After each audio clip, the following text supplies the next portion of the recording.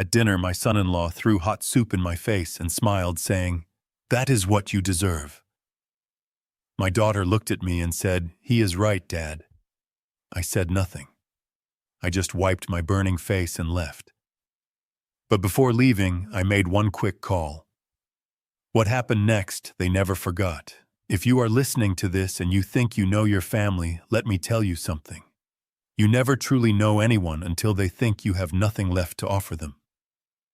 My name is Harrison Caldwell, but everyone calls me Hank. I am 70 years old, and for the last 5 years I have lived like a ghost in the lives of my own children. I drive a rusted 1990 Ford pickup truck. I wear flannel shirts that have seen better days, and I let my children believe that my Social Security check of $1,500 a month is the only money I have in this world. They think I am just a retired truck driver, a man whose time has passed. They do not know that I am the founder of Caldwell Logistics. They do not know that I still hold the golden share, the ultimate veto power over an empire worth hundreds of millions. I hid it to teach them independence. I hid it to see if they loved me for me. Tonight, on my 70th birthday, I got my answer, and it burned worse than fire. The dining room of the house in the Chicago suburbs was warm, but the air was freezing. This was a house I paid for. 80% of the down payment came from my accounts funneled through a trust, so they would never know it was me. But on paper it belongs to Brad and Emily. Brad sat at the head of the table adjusting the cuff of his shirt to show off his new Rolex. A Submariner, $18,000. I knew the price because I know the value of things. I also knew he bought it with borrowed money because Brad is a failed real estate broker who thinks success is something you wear, not something you build.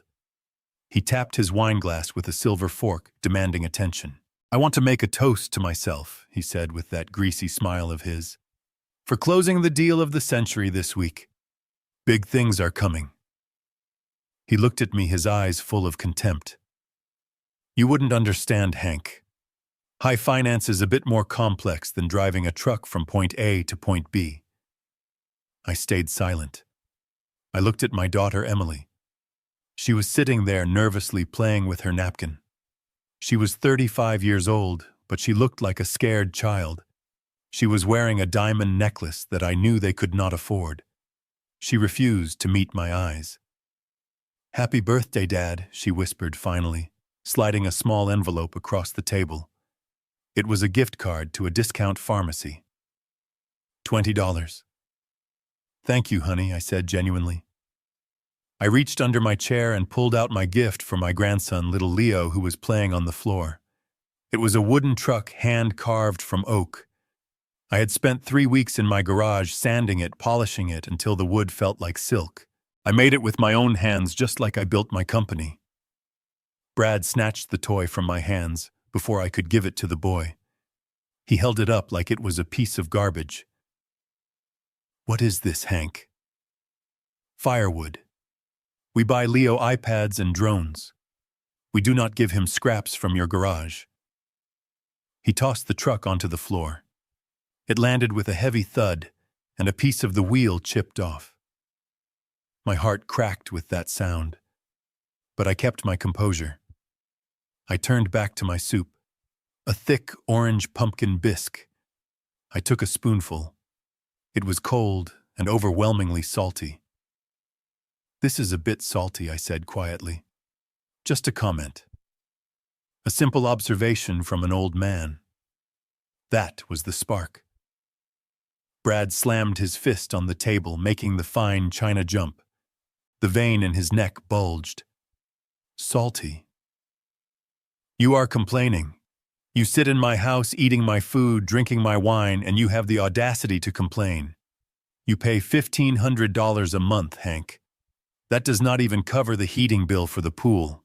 You are a leech, a useless old leech who has overstayed his welcome." Brad, Emily said softly, but she did not stop him. "No, Emily, he is right." Brad stood up, grabbing his bowl. The soup was steaming hot. I saw the madness in his eyes, but I did not think he would do it. I did not think a human being could treat family this way. If you do not like the soup, Hank, maybe you should wear it. He swung his arm. The thick orange liquid hit me squarely in the face. It splashed into my eyes, my nose, my mouth. The heat was instantaneous. It was searing. I gasped, choking on the liquid as it dripped down my chin and onto my chest. But the physical pain was nothing compared to what I saw when I looked down. I was wearing my old blue flannel shirt. It was the last shirt my wife Martha bought me before she passed away 5 years ago. It was my armor. It was the only thing I had left that smelled like her memory. Now it was stained orange, ruined by the cruelty of a man who lived in a house I bought. I sat there frozen. The soup dripped from my eyelashes. My skin felt like it was blistering. The room went silent. Even Brad seemed shocked by his own violence for a second, but then he doubled down. "That is what you deserve," he sneered. "Look at you. Pathetic." I slowly took my napkin and wiped my eyes. The stinging was unbearable. I turned to Emily. My little girl. The girl I had carried on my shoulders. The girl I had protected from every storm. I waited for her to scream. I waited for her to slap him. I waited for her to hand me a towel. "Dad," she said, her voice trembling, "you should not have criticized the food. You know Brad is under a lot of stress. You should apologize to him." The silence that followed that sentence was heavy enough to crush the world. Apologize. My daughter wanted me to apologize to the man who just assaulted me.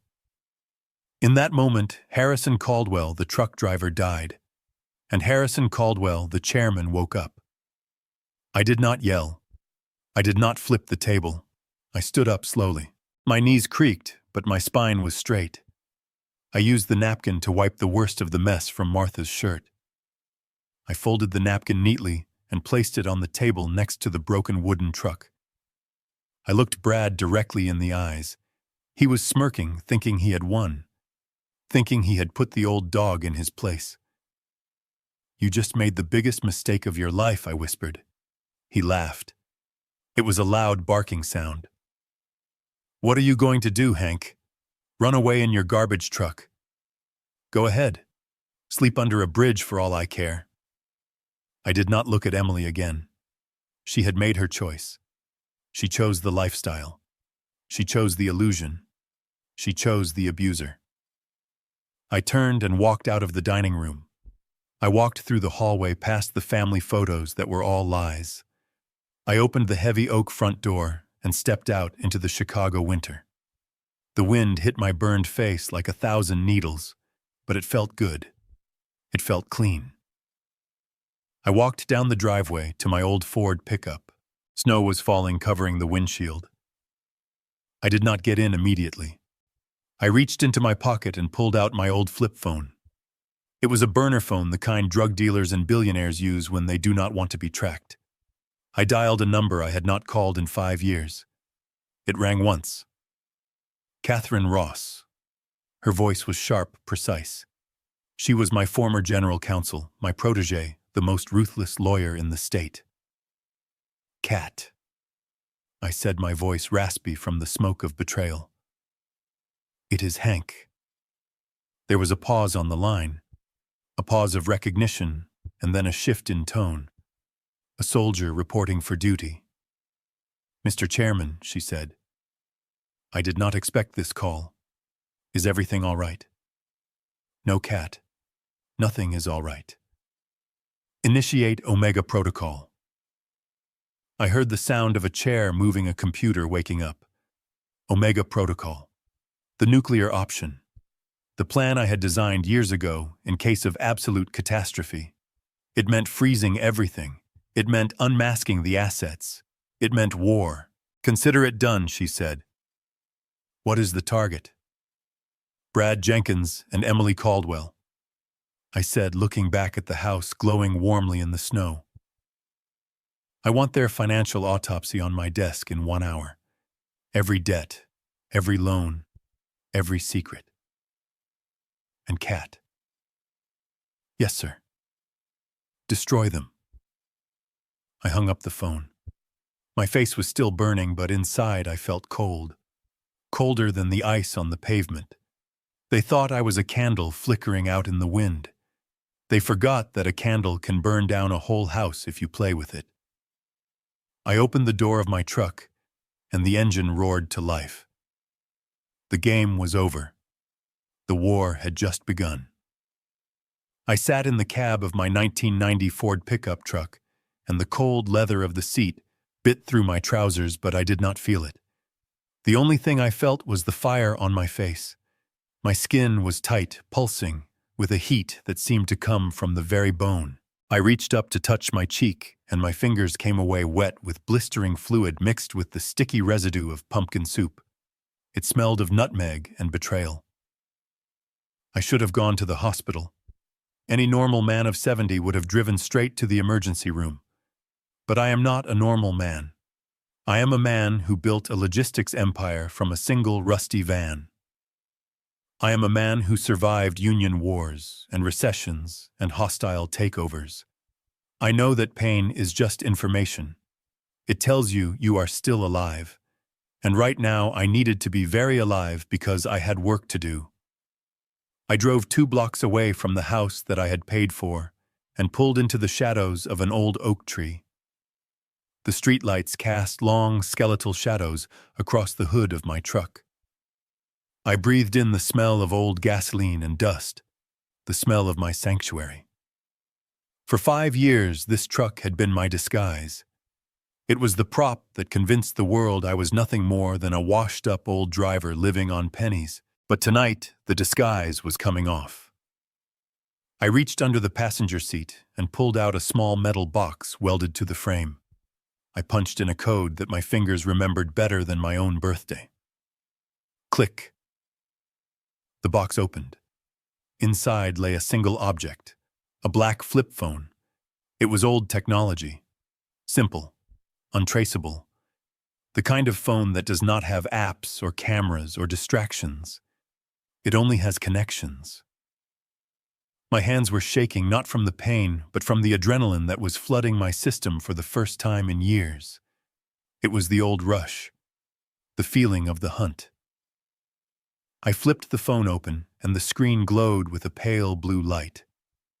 I dialed a number I had memorized a decade ago. It rang once, twice. Catherine Ross. Her voice was sharp as a razor blade. It was 11 at night, but I knew she would answer. Cat never slept. She was the only person in the world who knew the truth about who I really was.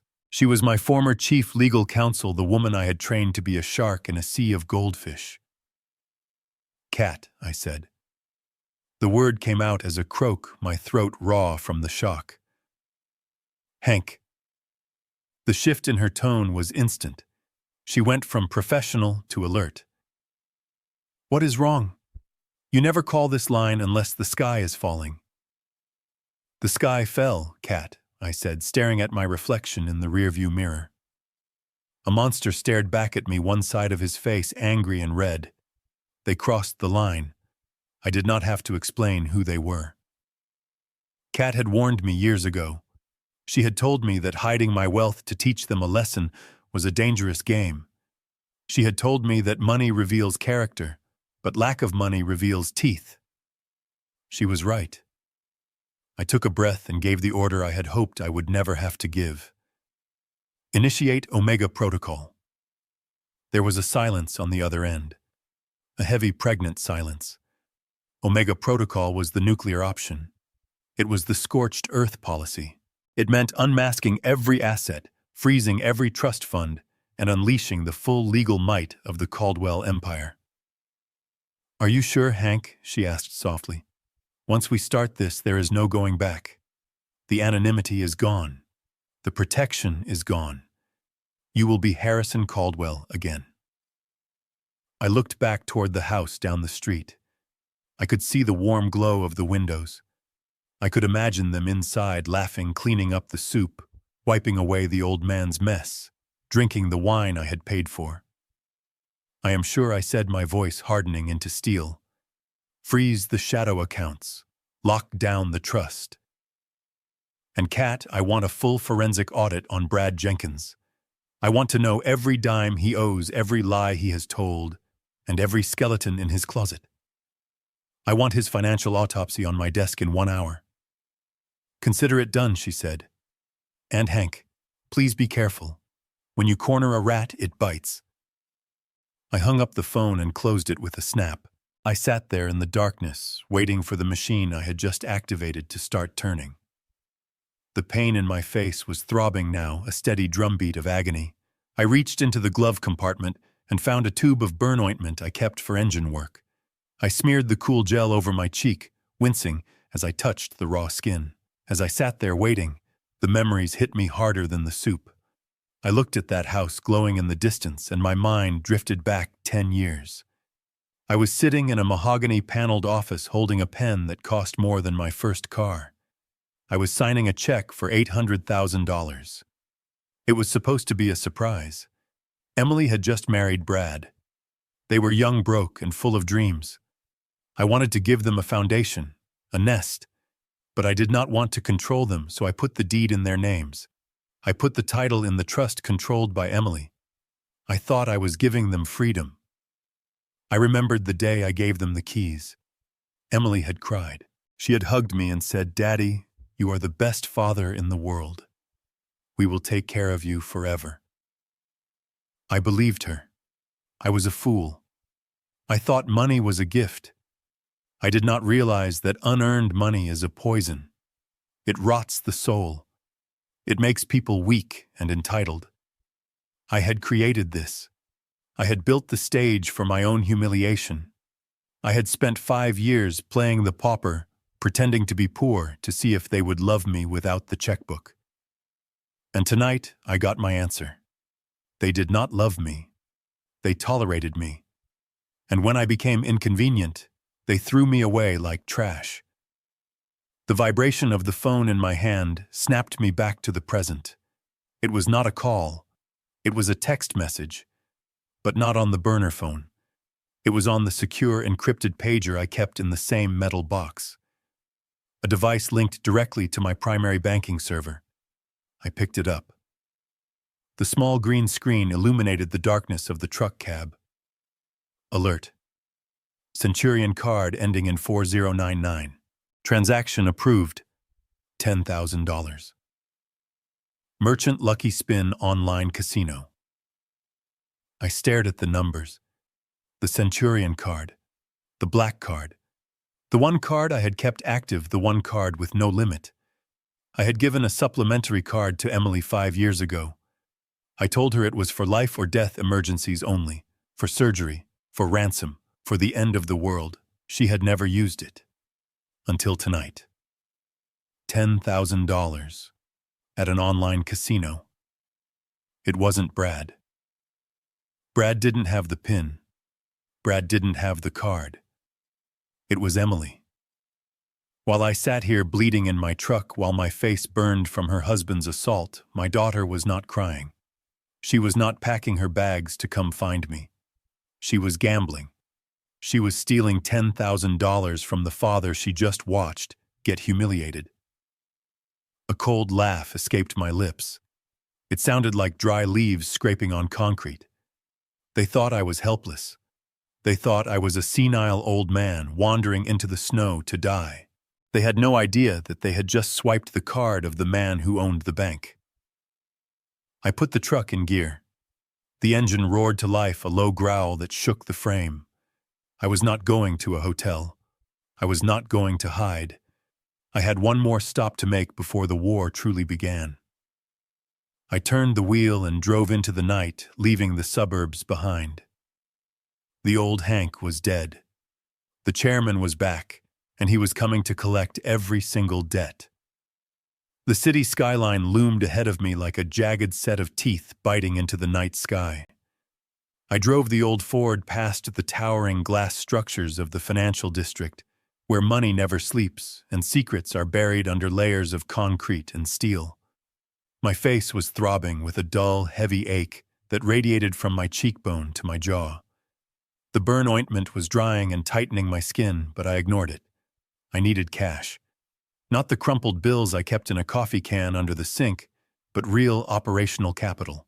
I steered the truck into a narrow alleyway behind the Meridian Bank Tower. A security guard stepped out of the shadows, his hand resting on his belt. He took one look at my battered truck and my disheveled appearance and started to raise a hand to wave me off. Then he saw the license plate. It was a custom plate, one that was flagged in their system as untouchable. He lowered his hand and stepped back, disappearing into the dark. He knew better than to ask questions. I parked and climbed out.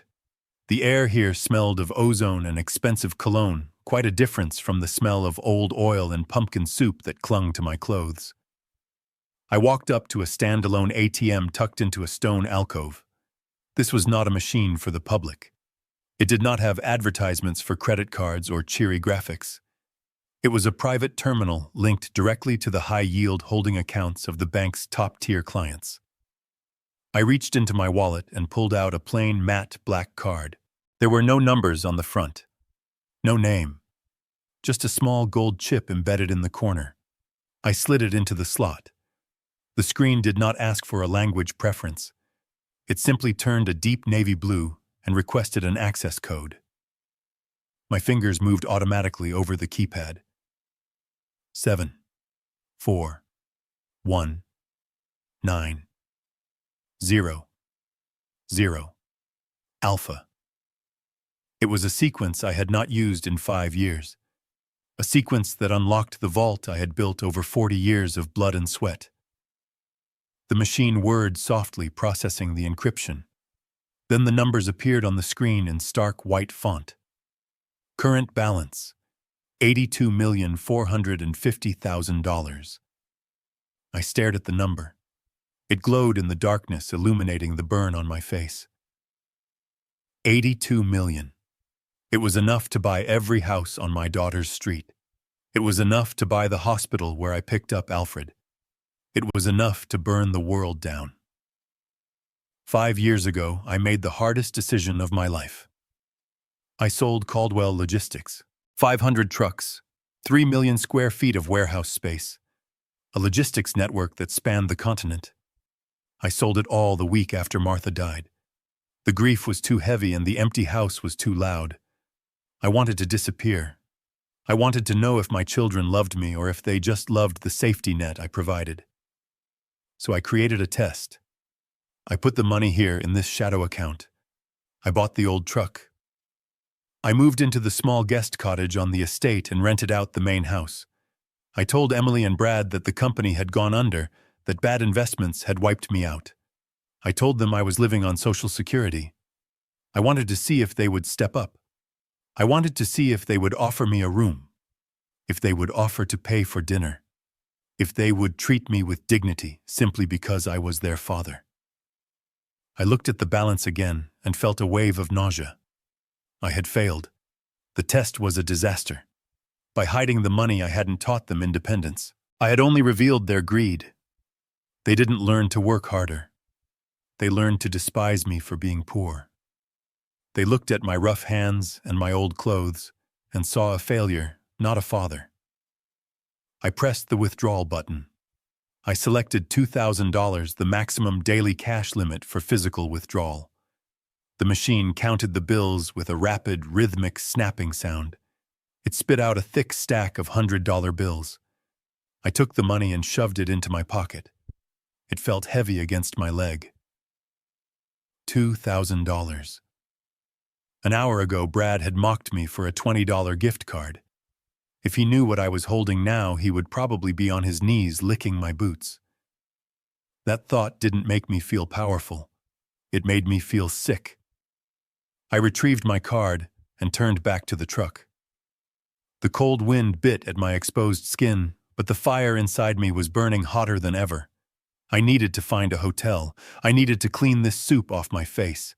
I needed to plan the funeral for the life Brad and Emily thought they had. My burner phone buzzed in my pocket. It was a sharp, aggressive vibration. I pulled it out. Cat. I answered immediately. Report. Her voice was tight, faster than I expected, Hank. But it is worse than we thought. Much worse. Talk to me, Kat. I climbed into the cab and slammed the door, shutting out the city noise. I pulled the property records and the liens like you asked. Brad didn't just borrow money for a Rolex or a car. He went to the secondary market. The predatory lenders. Go on, I said, gripping the steering wheel. He mortgaged the house, Hank. The house you paid for.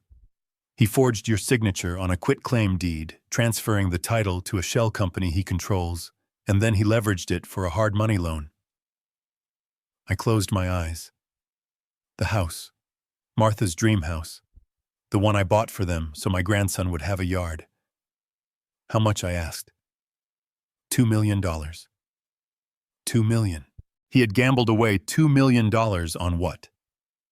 Crypto. Tech startups. It didn't matter. The money was gone.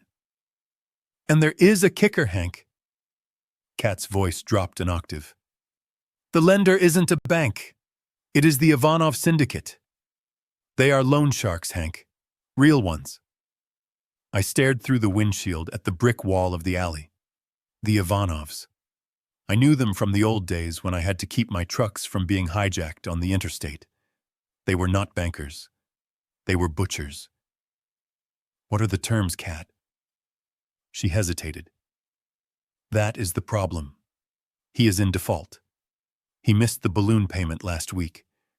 They gave him a grace period because he promised them a big payout from an inheritance. Inheritance. The word hung in the air. He told them you were sick, Hank. He told them you were senile and on your deathbed. He promised them he would have control of your assets, your pension, whatever scraps he thought you had within the month. I laughed. It was a dry, humorless sound. So that was the plan. Get the power of attorney, put the old man in a home, sell the truck, take the pension, and pay off the mob. When is the deadline, I asked. 48 hours. If he doesn't pay $2 million by Friday night, they take the house. And Hank, knowing these guys, they won't just evict them. They will hurt him. And they might hurt Emily and Leo, too. My grip on the phone tightened until the plastic creaked. They had betrayed me. They had humiliated me. They had stolen from me. But Leo was innocent. My grandson was sleeping in a house that was about to become a war zone. Okay, Kat. I know what I have to do. You are not going to pay it, are you, Hank? No. I am not going to pay it.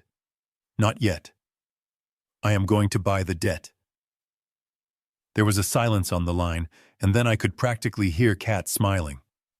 You want to become the lender? Exactly. Contact the Ivanovs.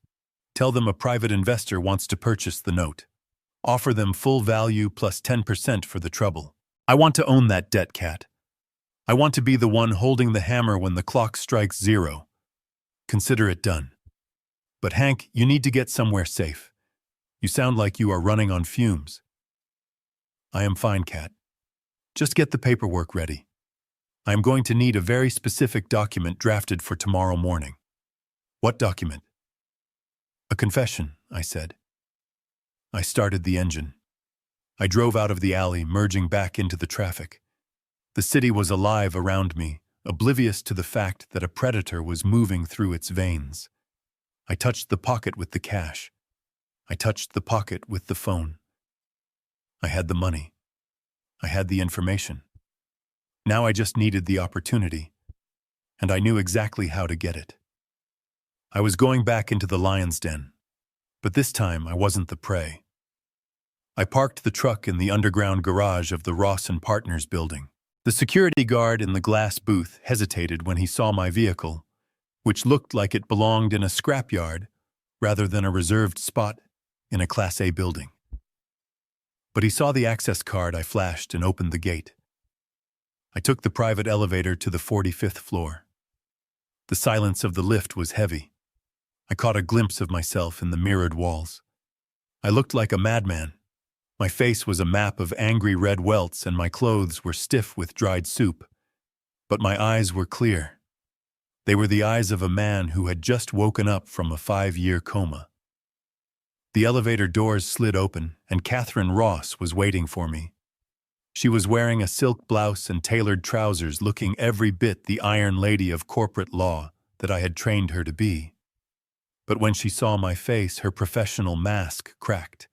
She took a step forward, her hand reaching out instinctively. "Hank," she whispered. "My God, we need to get a doctor." I brushed her hand away gently. "I do not need a doctor, Kat. I need a pen, and I need the truth. Show me the file." She nodded, tightening her jaw. She led me into her corner office.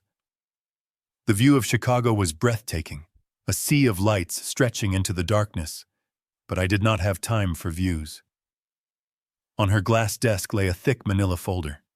It was the autopsy of my son-in-law's financial life. "Sit down, Hank. You are not going to like this." I sat. The leather chair creaked under my weight. I opened the folder. The first page was a summary of debts. It was a sea of red ink. Credit cards maxed out.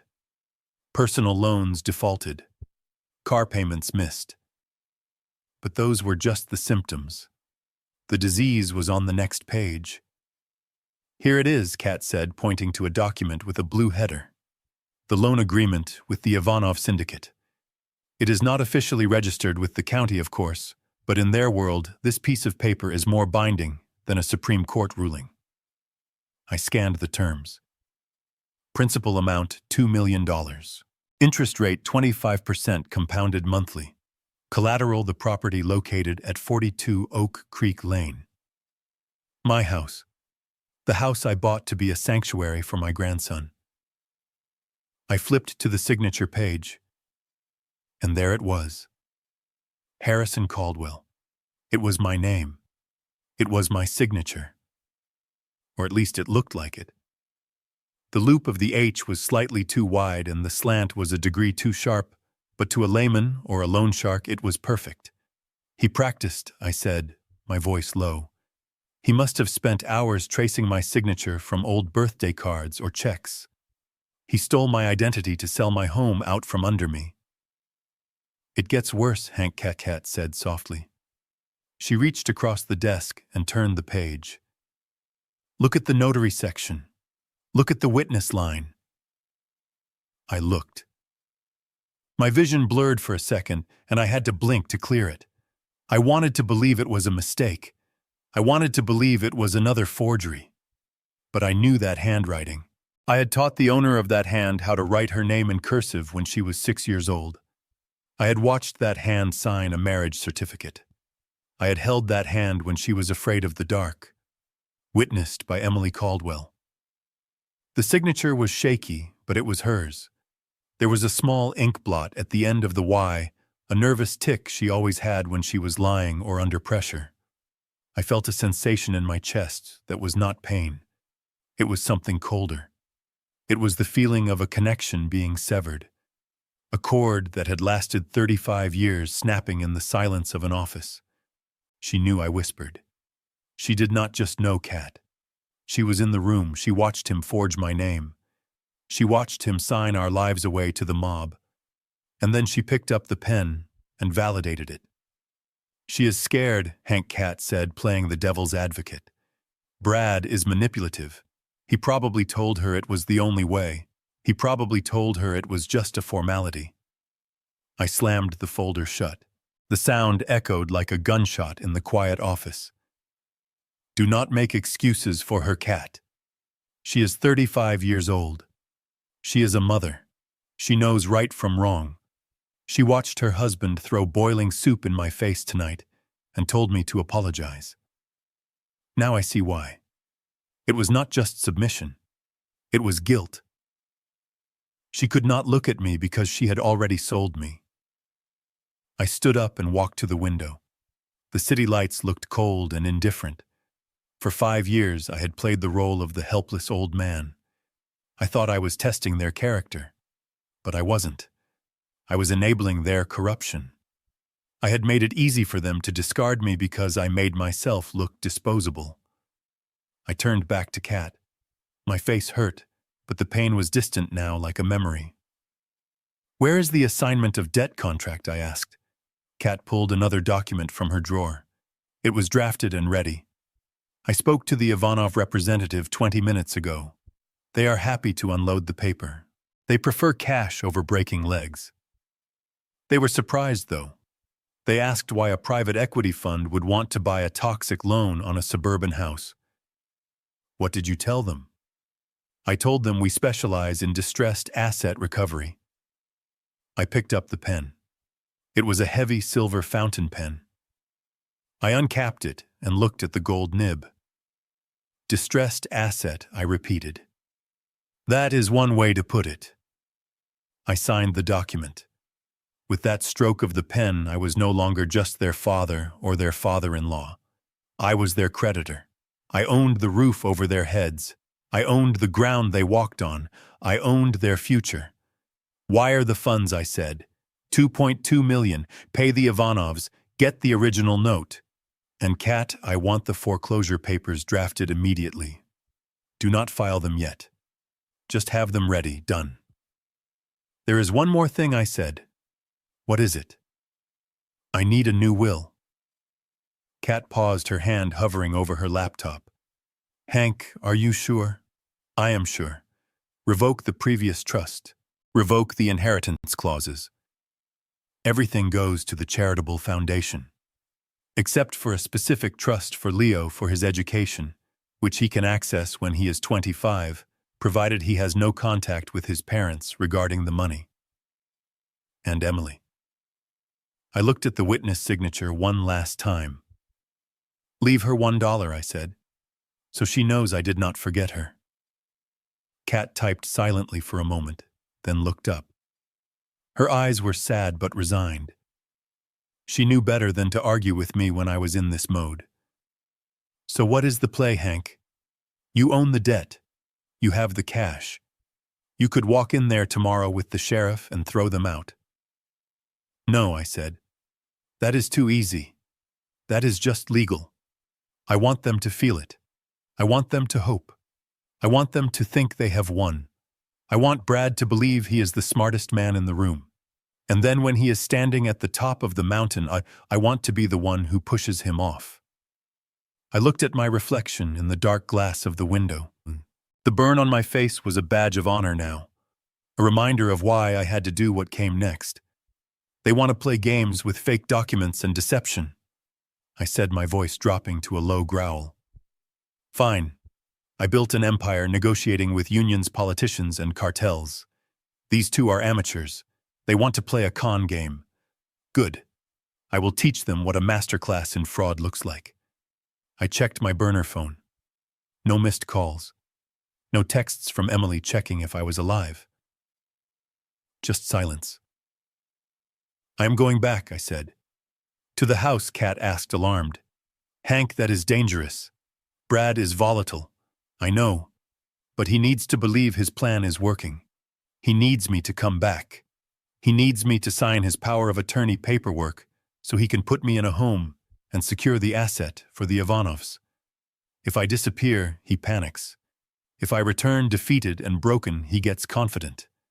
And a confident man makes mistakes." I buttoned my stained flannel shirt over the bandages Kat had given me. I hunched my shoulders, letting the posture of the powerful CEO drain away, replacing it with the stoop of the tired old truck driver. I am going to let them lie to me, Kat. I am going to let them think they are manipulating me. I am going to eat their food and listen to their apologies, and while they are smiling, I am going to be digging their graves. I walked to the door. "Get some sleep, Kat. Tomorrow is going to be a busy day." I took the elevator down alone. The anger was gone. The sadness was gone. All that was left was a cold, hard purpose.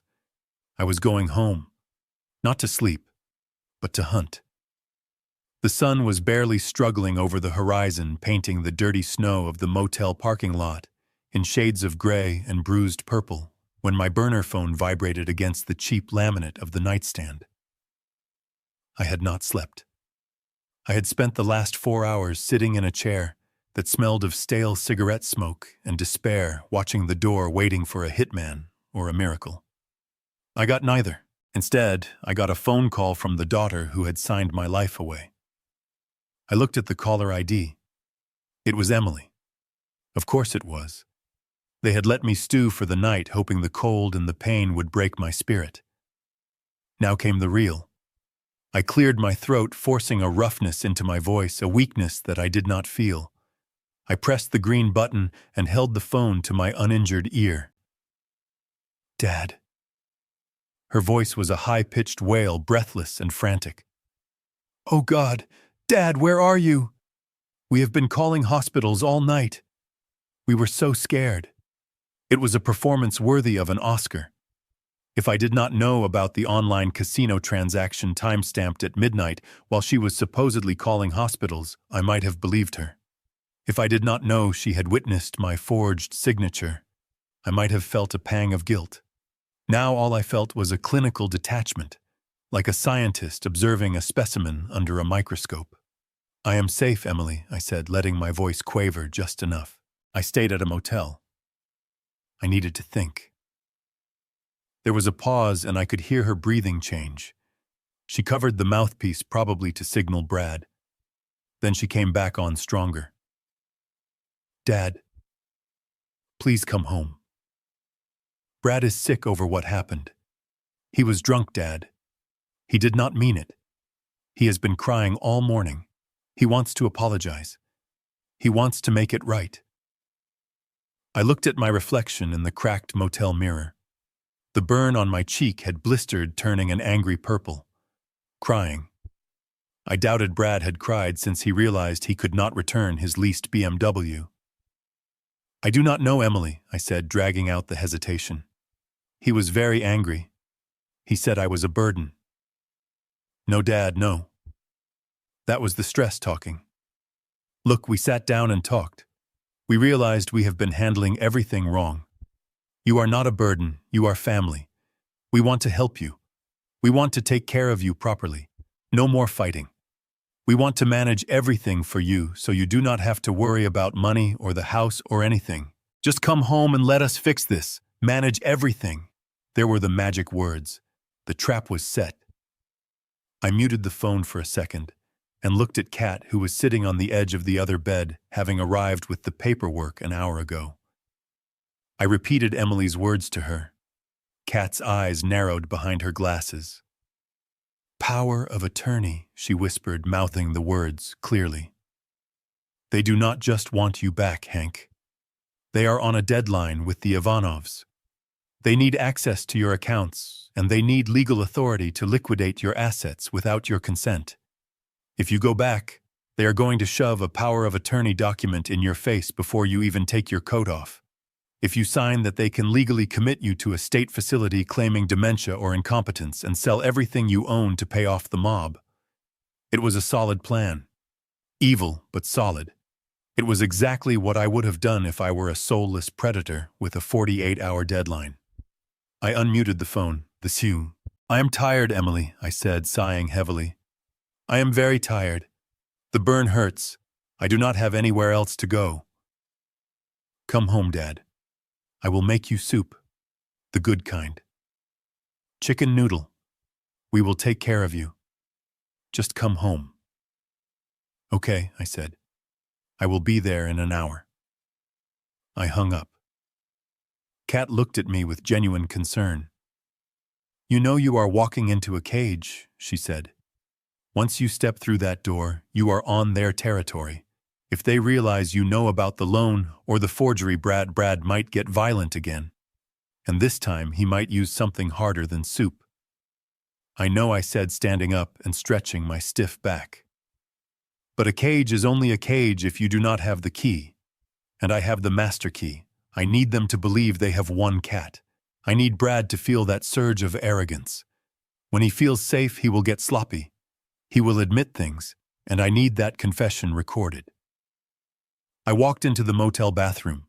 The fluorescent light hummed, buzzing like an angry hornet. I looked at the burn again. It was healing too well. It looked painful, but it looked manageable. That would not do. I needed to look pathetic. I needed to look like a beaten dog. I reached into my bag and pulled out a tube of thick antibiotic ointment. I smeared a heavy layer over the burn and then spread it further out onto my healthy skin, making the injury look weeping and infected. I intentionally did not comb my hair, letting the white strands stick up in disarray. I buttoned my flannel shirt wrong, skipping a hole so the hem hung unevenly. I hunched my shoulders, letting my chest collapse inward, mimicking the posture of the defeated elderly men I had seen in nursing homes, men who had given up on life. Kat watched my transformation in silence. "You are terrifying," she said softly. "You look exactly like my grandfather did the week before he died." "Good," I said, my voice returning to its normal steel timbre for just a moment. "Because that is exactly what they want to see. They want to see a dying man. I am going to give them a dying man." I reached into the pocket of my coat and pulled out the device Aisha had given me. It was smaller than a dime, a tiny black disc with a pinhole camera and a high-fidelity microphone. I pried off the second button of my flannel shirt, the one right over my sternum. With a steady hand, I pushed the device through the fabric and secured it from the back. To the naked eye, it looked exactly like a scuffed black plastic button. To me, it was a weapon. I tapped it once. A tiny vibration against my chest confirmed it was active and streaming to Kat's secure server.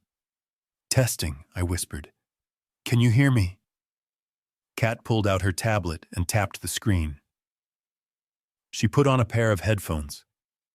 "Loud and clear, Hank. Video feed is grainy, but audio is crystal. I will be listening to every word. The team is positioned 2 blocks away. If you say the code word, we breach the door in under 60 seconds. The code word is payday," I said. "But do not breach unless I scream it. I need him to hang himself first." I walked out of the motel room into the biting wind. The snow had turned to gray slush under the tires of the morning commute. I climbed into my Ford. The engine groaned before turning over a sound of protest that matched my performance perfectly. The drive to the suburbs felt like a funeral procession. I watched the city fade into the manicured lawns and large driveways of the neighborhood I had subsidized. Every house looked peaceful, every lawn perfect. It was a facade. Behind those doors were debts, lies, and secrets. Mine just happened to be the biggest. I turned onto Oak Creek Lane. My heart began to hammer, not from fear, but from a cold, calculated anticipation. I saw the house. My house. Brad's leased BMW was in the driveway, parked crookedly, as if he had arrived in a hurry or drunk. The curtains were drawn. It looked like a fortress closing its eyes to the world. I parked the truck on the street. I did not pull into the driveway. I wanted the walk to be long. I wanted the neighbors to see the old man shuffling toward his doom. I sat in the cab for a moment, gripping the steering wheel until my knuckles turned white. Then I let go. I let my hands tremble. I let my mouth hang slightly open. I let the confusion cloud my eyes. I was no longer Hank the chairman. I was Hank the victim. I opened the door and stepped out. The cold air stung the ointment on my face, making my eyes water naturally. Perfect. Tears were good. Tears sold the lie. I walked up the driveway, dragging my feet. I could see the curtain in the living room twitch. They were watching. They were waiting. The spider and the fly. Except this time the fly was made of iron and the web was about to burn. I reached the front step. I paused, looking at the heavy oak door. Behind that wood were the 2 people who should have loved me most in the world. Instead, they were 2 predators waiting to pick the meat off my bones. I took a deep breath, inhaling the scent of pine and impending violence. I reached up and touched the button on my chest one last time, just to be sure. "Showtime," I whispered. I raised my shaking hand and knocked. The heavy oak door swung open before I could even lower my hand. Brad stood there. He looked like a man who had been awake for 48 hours straight, which he probably had given the deadline hanging over his head. His eyes were bloodshot, and his expensive shirt was wrinkled, but the moment he saw me, the mask slammed into place. It was a transformation so sudden, it was almost impressive. His face crumpled into a mask of exaggerated remorse. Hank, oh God, Hank. He did not just step aside to let me in. He practically fell to his knees in the foyer. It was a performance that belonged on a stage, not in a suburban hallway. He grabbed my hand, his palms sweating and clammy against my rough skin. "I am so sorry," he choked out. "I do not know what happened to me last night. The stress, the deal falling through the wine. I lost my mind, Hank. Seeing you like this with your face." He gestured vaguely at my bandaged cheek. "I feel like a monster. Please tell me you can forgive me." I looked down at him. From my hunched posture, he looked small, pathetic. A day ago, this performance might have worked. I might have seen a stressed young man making a mistake.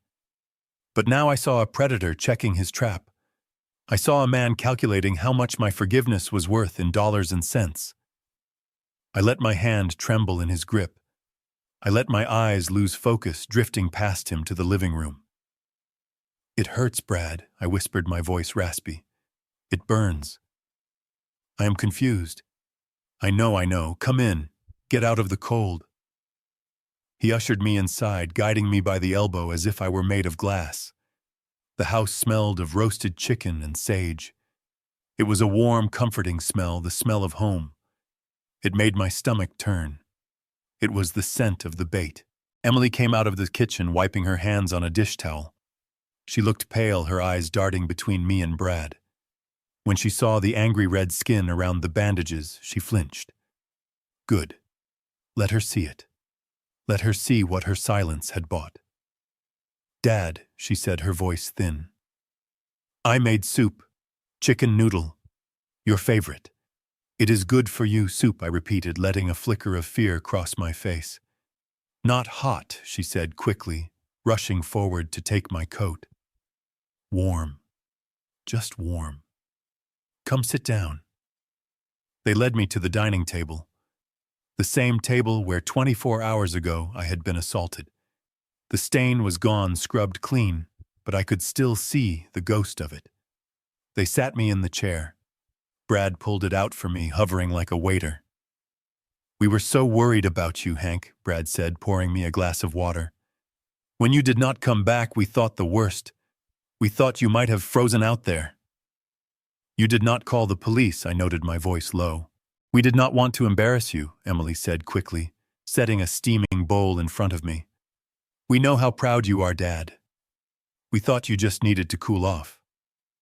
I looked at the soup. It was homemade. Large chunks of chicken, carrot, celery. It looked delicious. I picked up the spoon, my hand shaking intentionally, clanking the silver against the ceramic bowl. I took a sip. It was good. It tasted like betrayal. I ate slowly, letting the silence stretch. They watched every mouthful. They were waiting.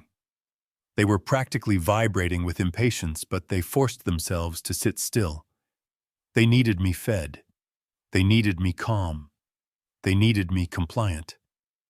"This is good," I said, finally wiping my mouth with a napkin.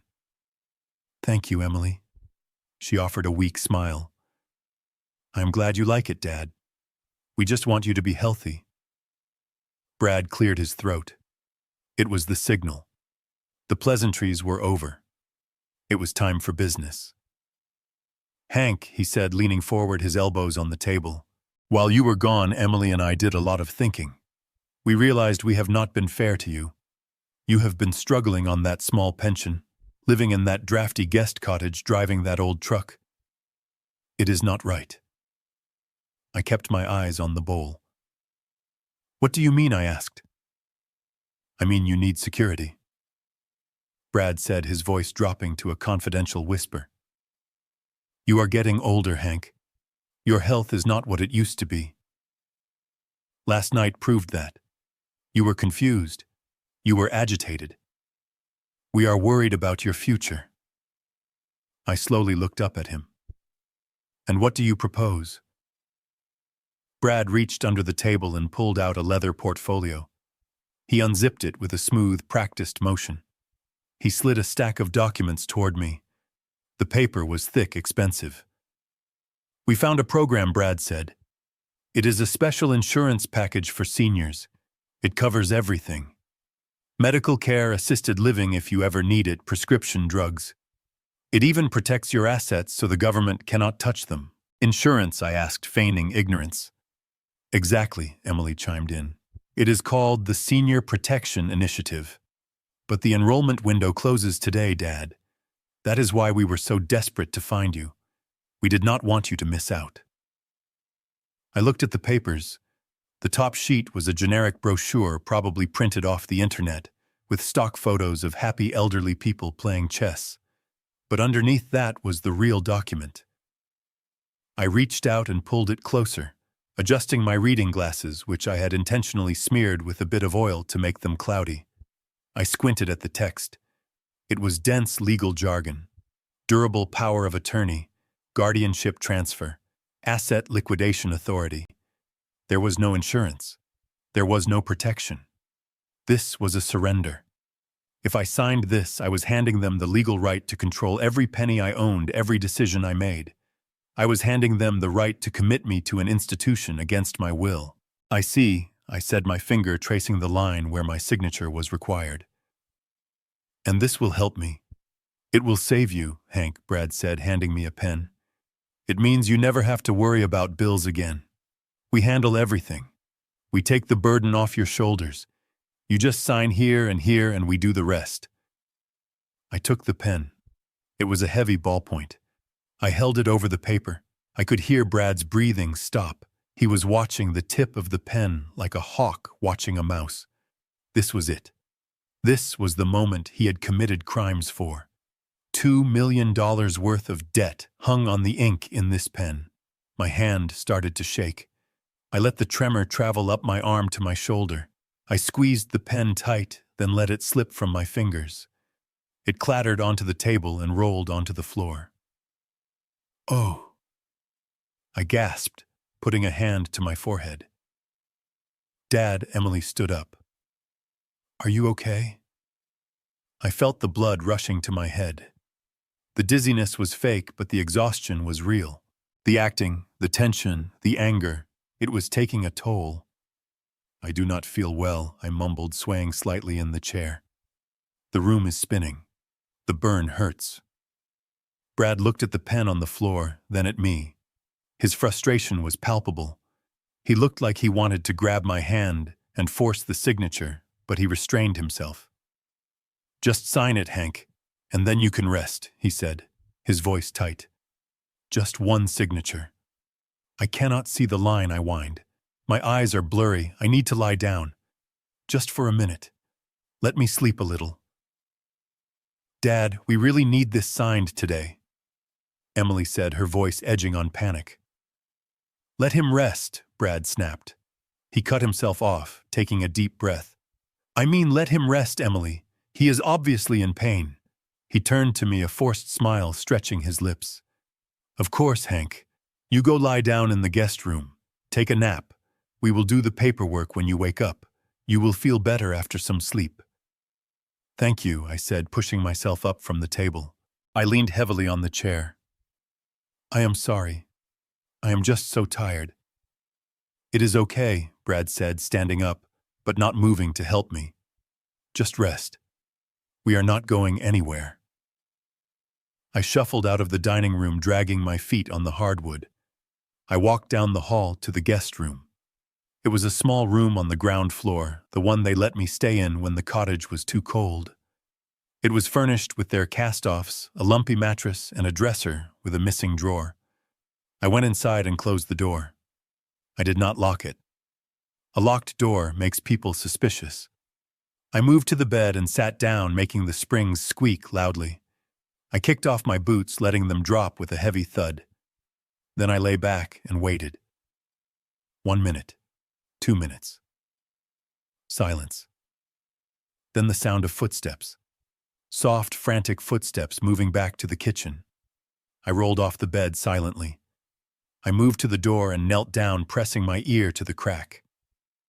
I did not need to do this. The button on my chest was recording everything, transmitting it to Kat, but I needed to hear it. I needed to hear the venom with my own ears to steel myself for what I was about to do. "What are we going to do, Brad?" Emily's voice was a hiss. The Ivanovs called again. They said if they do not have the title transfer by tomorrow night, they are sending cleaners. "Relax," Brad said, his voice dripping with contempt. "We have him. Did you see him? He is a vegetable. He can barely hold a spoon, let alone read a contract. He has no idea what that paper is." "But he didn't sign it," Emily whined. "He will sign it," Brad snapped. "Let him sleep for an hour. When he wakes up, he will be groggy. I will tell him it is a prescription release form. He will sign anything to make the pain stop." "And then what?" Emily asked.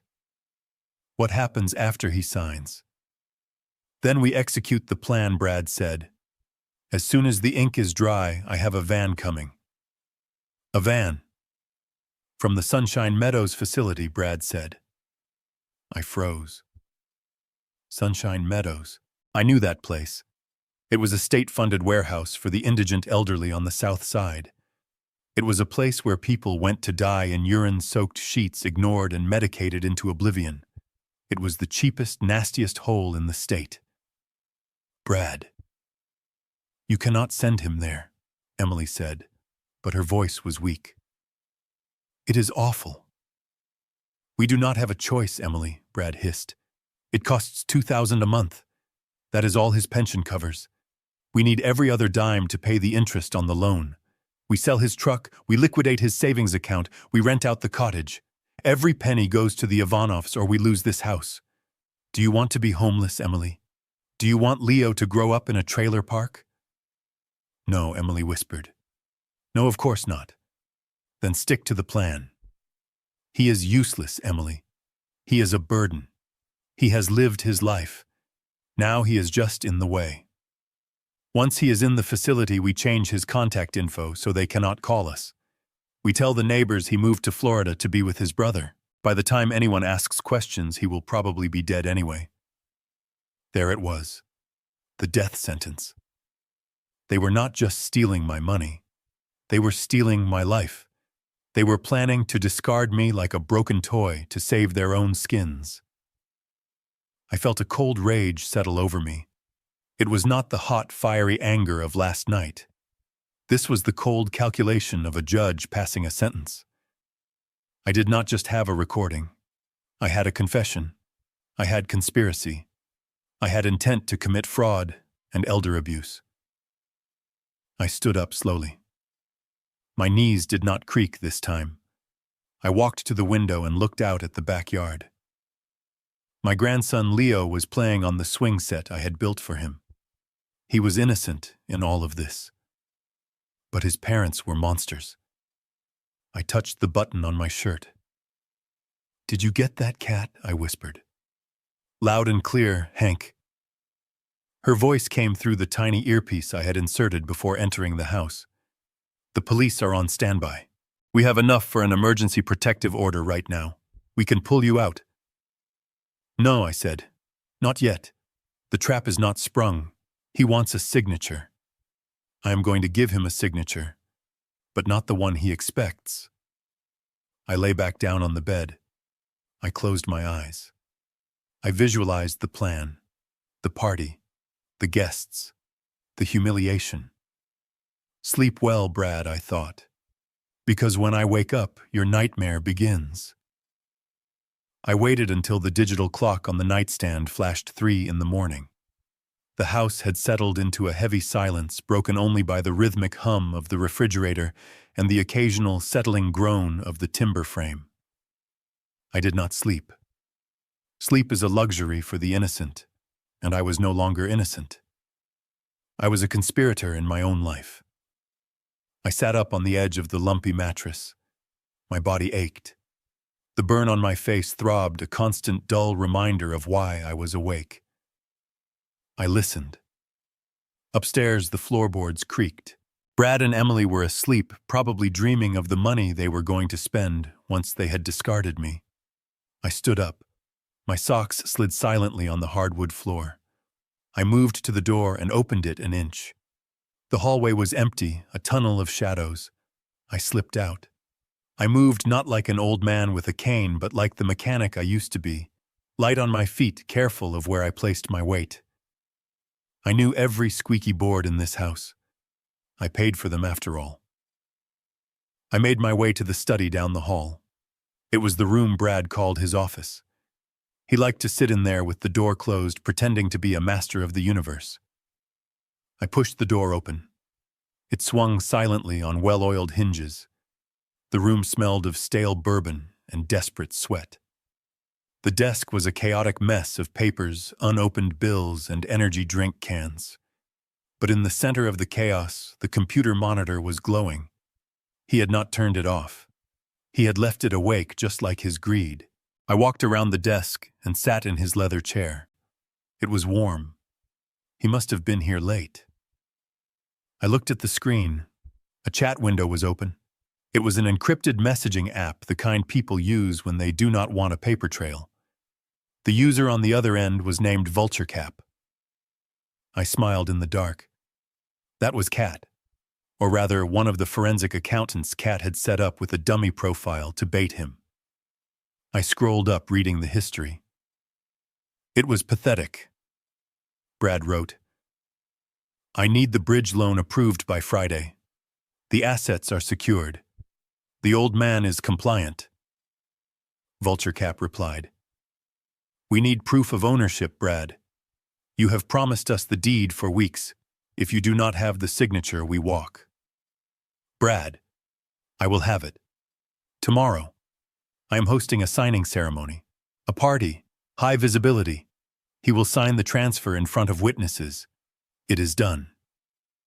VultureCap, "Talk is cheap. Send confirmation when the ink is dry. Or better yet, invite us. We want to see the asset." I leaned back.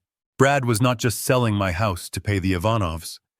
He was trying to leverage my remaining assets, my pension, my identity to secure fresh capital from a new investor. He was digging a hole so deep he would never see the sun again. I looked at the keyboard. My fingers hovered over the keys. I could delete this. I could wipe the drive. But that would just delay the inevitable. I did not want to delay. I wanted to accelerate. I began to type. "This is Brad. Change of plans. I want you at the party tomorrow night, 7 p.m. Bring the contract. You will see the old man sign the power of attorney and the deed transfer live. I want the funds wired the moment the pen leaves the paper." I hit send. The response was immediate. "We will be there. Do not disappoint us." I deleted the sent message from the local history, but left the incoming confirmation. I wanted him to see it when he woke up. I wanted him to think he had done it in a drunken stupor. Or better yet, I wanted him to not notice at all until the sharks showed up at his door.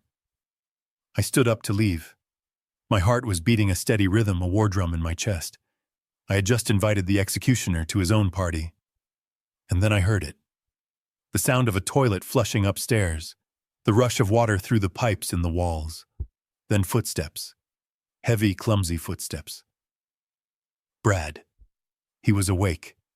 He was coming downstairs. I froze. If he found me here in his office at 3 a.m, sitting at his computer, the game was over. The confused, senile old man act would vanish. He would know.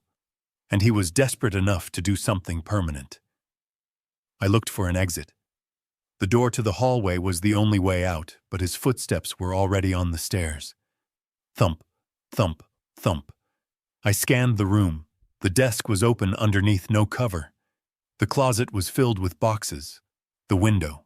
No, too loud. The footsteps reached the bottom of the stairs. He was turning toward the kitchen, which was adjacent to the office.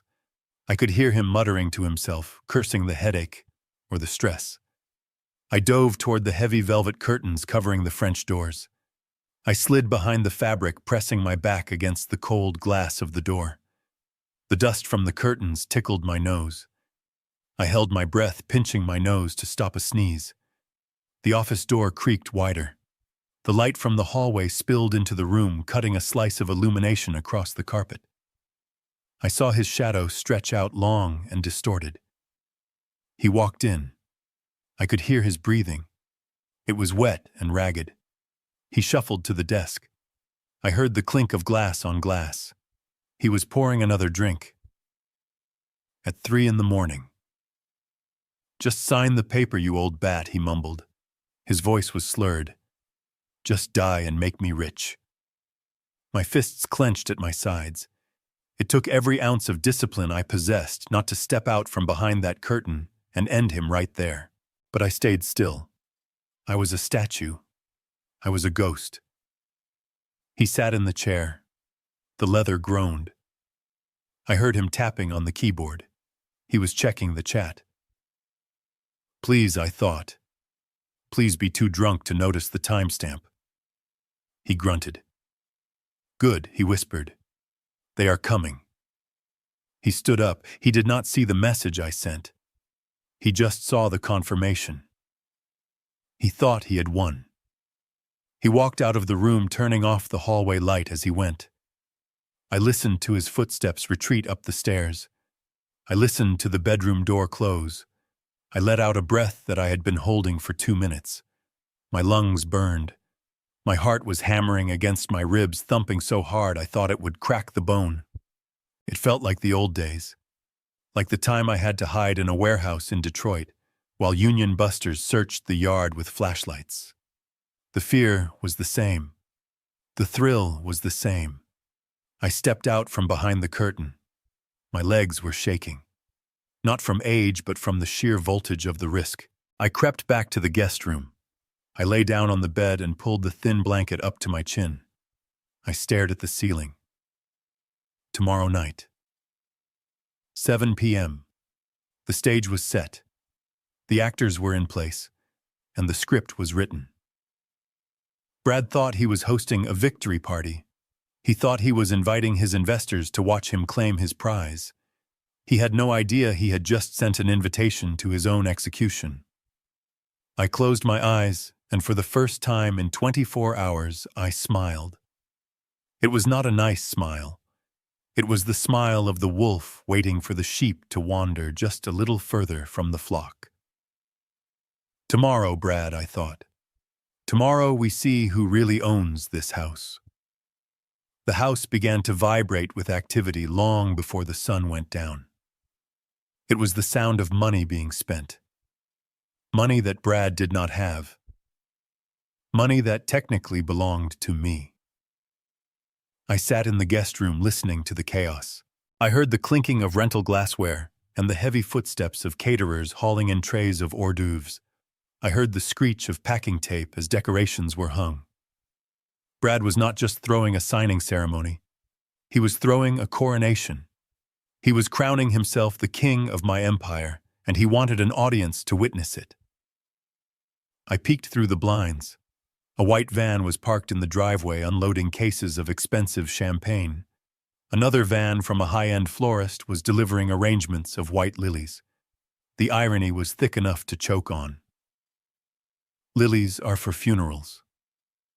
Brad thought he was decorating for a celebration, but he had unknowingly dressed the house for his own wake. I waited until the noise in the hallway reached a crescendo, a mix of Brad shouting orders at the catering staff and Emily trying to coordinate the music. I slipped out of the room and moved quietly toward the laundry room at the back of the house. It was the only room without windows, the only place I felt truly secure from prying eyes. I pulled out the burner phone.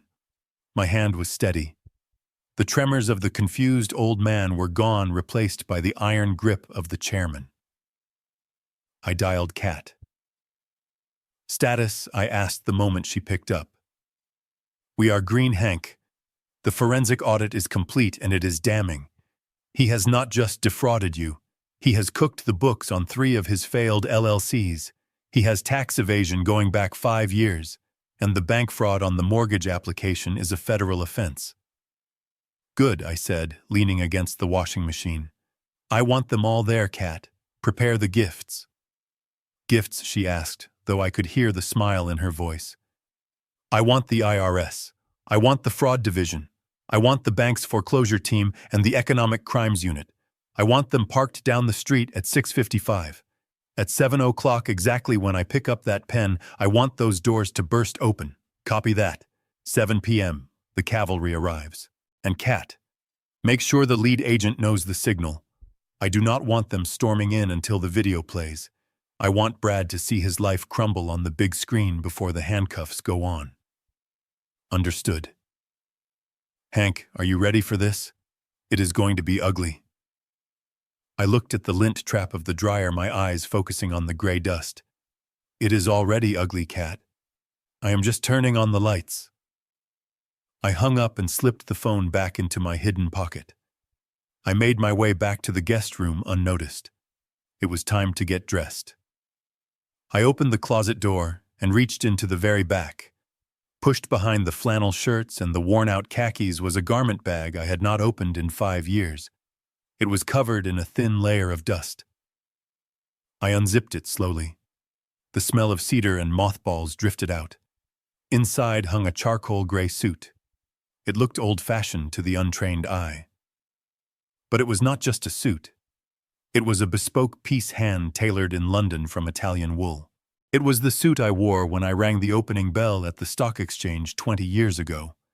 It was the suit I wore when I negotiated the merger that made Caldwell Logistics a billion-dollar entity. It was my armor. I pulled it out and laid it on the bed. The fabric was still perfect, resilient, and tough, just like me. I went to the corner and plugged in the cheap travel iron Emily had left in the room. I filled it with water and waited for it to hiss. I began to iron. It was a ritual. With every pass of the steam, with every wrinkle I smoothed away, I was erasing the persona of Hank the victim. I pressed the collar of the white dress shirt until it was stiff and sharp. I pressed the crease into the trousers until they could cut glass. The steam rose around me, enveloping me in a cloud of heat and purpose. I was not just pressing clothes. I was pressing my will back into existence. I was remembering who I was. I was not the man who ate beans in a cold room. I was not the man who drove strangers for $5. I was the man who moved mountains. I put on the shirt. It fit a little looser than it used to. I had lost weight in the famine of the last few months, but the shoulders still held. I tied my tie a dark navy silk in a perfect Windsor knot. My fingers remembered the movements effortlessly. I slipped on the jacket. I buttoned it. I walked to the small mirror on the dresser. The reflection staring back was not the sad old man from the morning. The burn on my face was still there, ugly and raw, but it no longer looked like a wound. It looked like a battle scar. The stoop was gone. My jaw was set. My eyes were cold and clear. "Goodbye, old man Hank," I whispered to the glass. "You served your purpose. You showed me the truth. But you are too weak for what comes next." "Hello, Mr. Chairman?" There was a knock at the door. I quickly hunched my shoulders and relaxed my face, letting the mask slip back into place. "Come in," I called out, my voice trembling just enough. Brad entered. He was wearing a tuxedo for a house party. He looked ridiculous, like a waiter at a second-rate country club. He was sweating, his face flushed with manic energy. "Hank," he said, stopping short when he saw the suit. "Wow, look at you. Cleaning up for the big night, huh?" He reached out and fingered the lapel of my jacket. He frowned slightly, sensing the quality of the fabric, but he was too distracted to process it. "It is an old suit," I mumbled, looking at the floor. "From before." "Well, it fits okay," Brad said dismissively. "Listen, Hank, we have some very important people coming tonight. Investors, partners. I need you to be on your best behavior." I nodded slowly. Best behavior. Yes. When we call you up to the stage, you just smile and nod. You do not need to make a speech. You do not need to tell stories about the trucking days. Just thank everyone for coming, sit at the table and sign the papers. Okay. Okay, Brad. Okay. Just sign. Good. And try to keep the bandage covered. It looks bad. We do not want to ruin the appetite of the investors. He turned to leave but stopped at the door. Oh, and Hank, after tonight, things are going to get a lot better for you. You will see. Sunshine Meadows is really nice. Lots of sunlight. He winked. He actually winked at me. The arrogance was suffocating. He was already spending the money. He was already celebrating my exile. I watched him leave. The urge to punch him was overwhelming, but I held it back. Patience. The trap needs to snap shut on the neck, not the leg. A few minutes later, the door opened again. This time it was Emily. She was wearing a long, sequined gown that was far too formal for the occasion. She looked beautiful and brittle like a glass ornament that was about to shatter. She was carrying a glass of water and a small paper cup. "Dad," she said, her voice overly bright. "You look handsome." "Thank you, Emily," I said. She walked over to me. Her hands were shaking slightly. She held out the paper cup. Inside was a single small blue pill. "I brought you something," she said. "It is just a little sedative, a mild one. Brad thought you might be nervous with all the people. It will help you relax. It will help you get through the evening without getting confused." I looked at the pill. I knew exactly what it was. It was a benzodiazepine, strong enough to knock out a horse. If I took this, I would be slurring my words within 20 minutes. I would be pliable, suggestible. I would sign my own death warrant and not even remember it. They were not just manipulating me. They were drugging me. My own daughter was drugging me to rob me. I looked into her eyes. I searched for any hesitation, any sign of remorse. I saw fear, yes, but I also saw resolve. She had chosen her side. "Thank you, honey," I said, my voice cracking. "You are always taking care of me." I took the pill.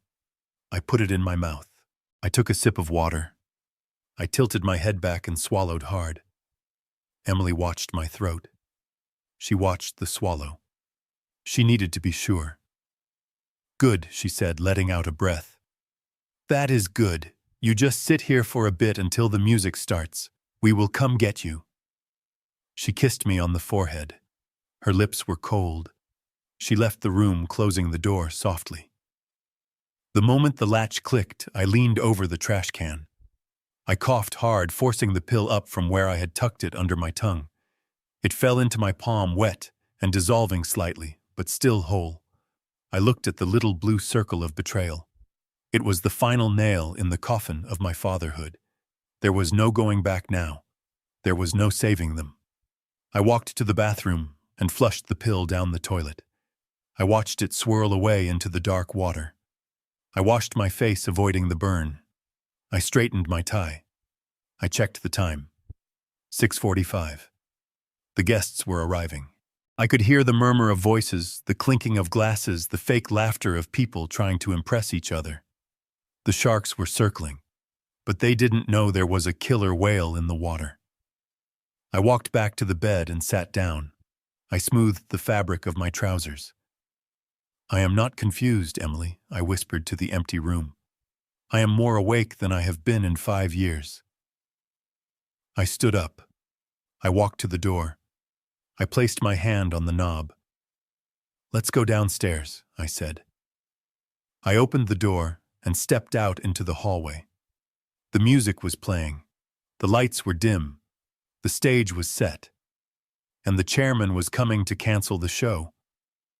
The living room had been transformed into a theater of the absurd. The furniture I had paid for was pushed against the walls to make room for rows of gold Chiavari chairs rented for the evening. The air was thick with the scent of expensive perfume and the heavy musk of ambition. I stood in the shadows of the hallway, adjusting my cuffs, watching the sharks swim. There were about 50 people in the room. I recognized a few neighbors looking uncomfortable in their Sunday best, but the majority were strangers. Men in sharkskin suits with teeth too white and handshakes too firm. Women in cocktail dresses holding flutes of champagne looking bored. These were the investors, the marks, the people Brad was trying to hustle. I spotted the target immediately. Near the fireplace, standing apart from the herd, were three men in dark Italian suits. They did not hold drinks. They did not smile. One of them checked his watch with a gesture that screamed impatience. That had to be Vulture Cap. The hard money lenders, the people who thought they were buying a distressed asset at a discount. They had no idea they were walking into a bear trap. Emily was circulating through the room, playing the part of the gracious hostess. She laughed at jokes that were not funny and touched people on the arm with a practiced intimacy. She looked radiant and hollow. Every time she glanced toward the hallway where I was hiding, her smile faltered for a fraction of a second. She was terrified. She knew the pill she gave me should be kicking in right about now. She was waiting for the zombie to emerge. Then the music faded. A spotlight, which Brad must have rented along with the chairs, cut through the dim room and focused on a small raised platform in front of the bay window. A table was set up there, draped in black velvet. On it lay a single leather folio and a heavy pen. It looked like an altar. Brad stepped into the light. He held a microphone with the casual confidence of a game show host. He looked handsome in his tuxedo if you did not look closely at the sweat beading on his forehead or the manic twitch in his left eye. "Ladies and gentlemen," he said, his voice booming through the rented speakers, "thank you for coming tonight. This is a very special evening for our family. A night of transition. A night of legacy."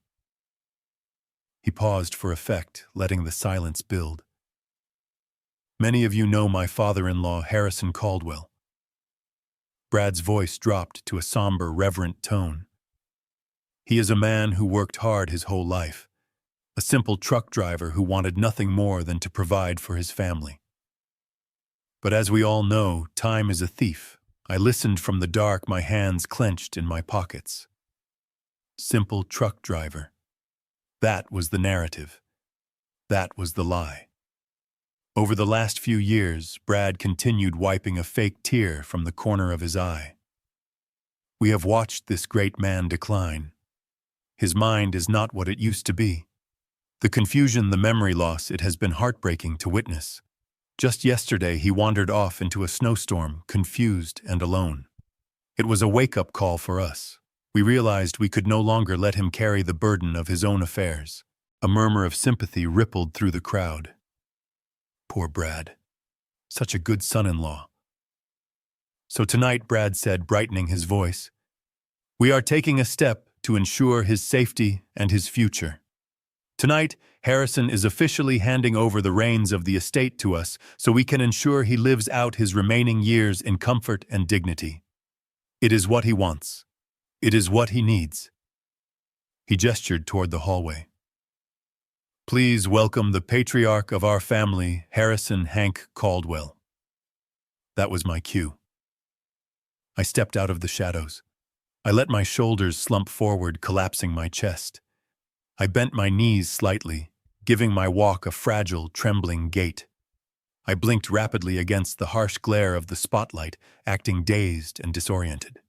The room went silent. I could feel their eyes on me. I could feel their pity and their judgment. Look at him, they were thinking. Just a husk, a shell of a man.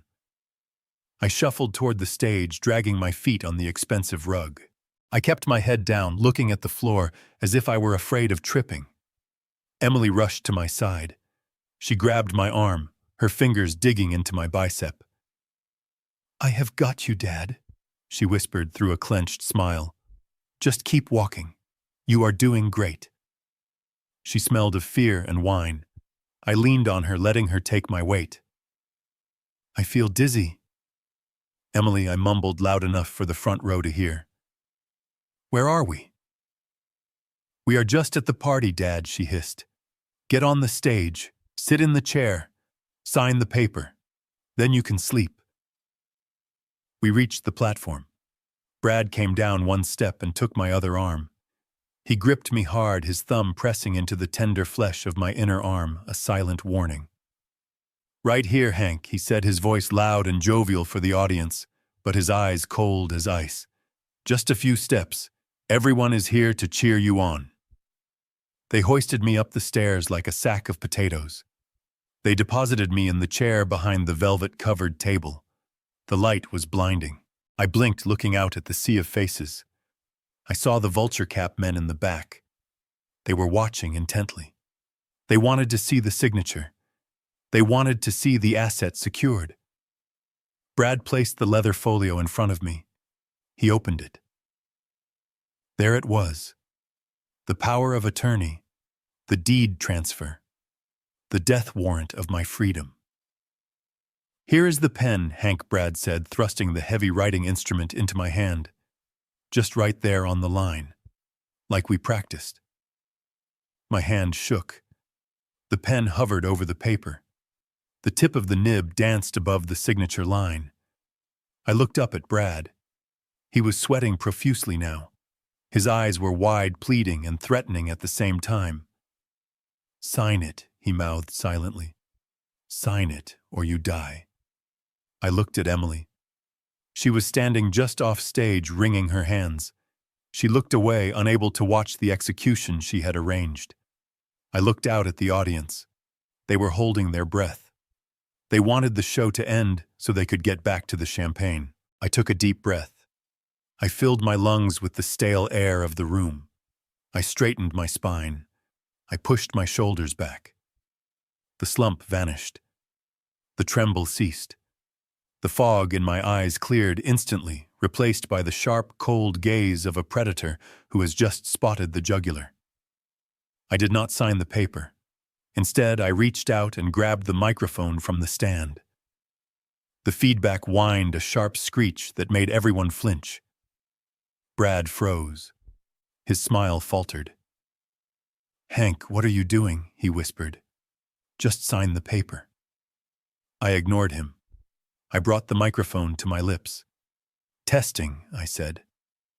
My voice did not sound like the raspy croak of a dying man. It boomed through the speakers, deep, resonant, and commanding. It was the voice that had shouted down union bosses. It was the voice that had commanded boardrooms. It was the voice of the chairman. Brad stepped back as if I had slapped him. The color drained from his face. He looked at Emily in panic. I stood up. I did not struggle to rise. I stood up with fluid, powerful grace. I unbuttoned my jacket, revealing the crisp white shirt and the silk tie. I looked at the crowd. "Ladies and gentlemen," I said, my voice steady and cold.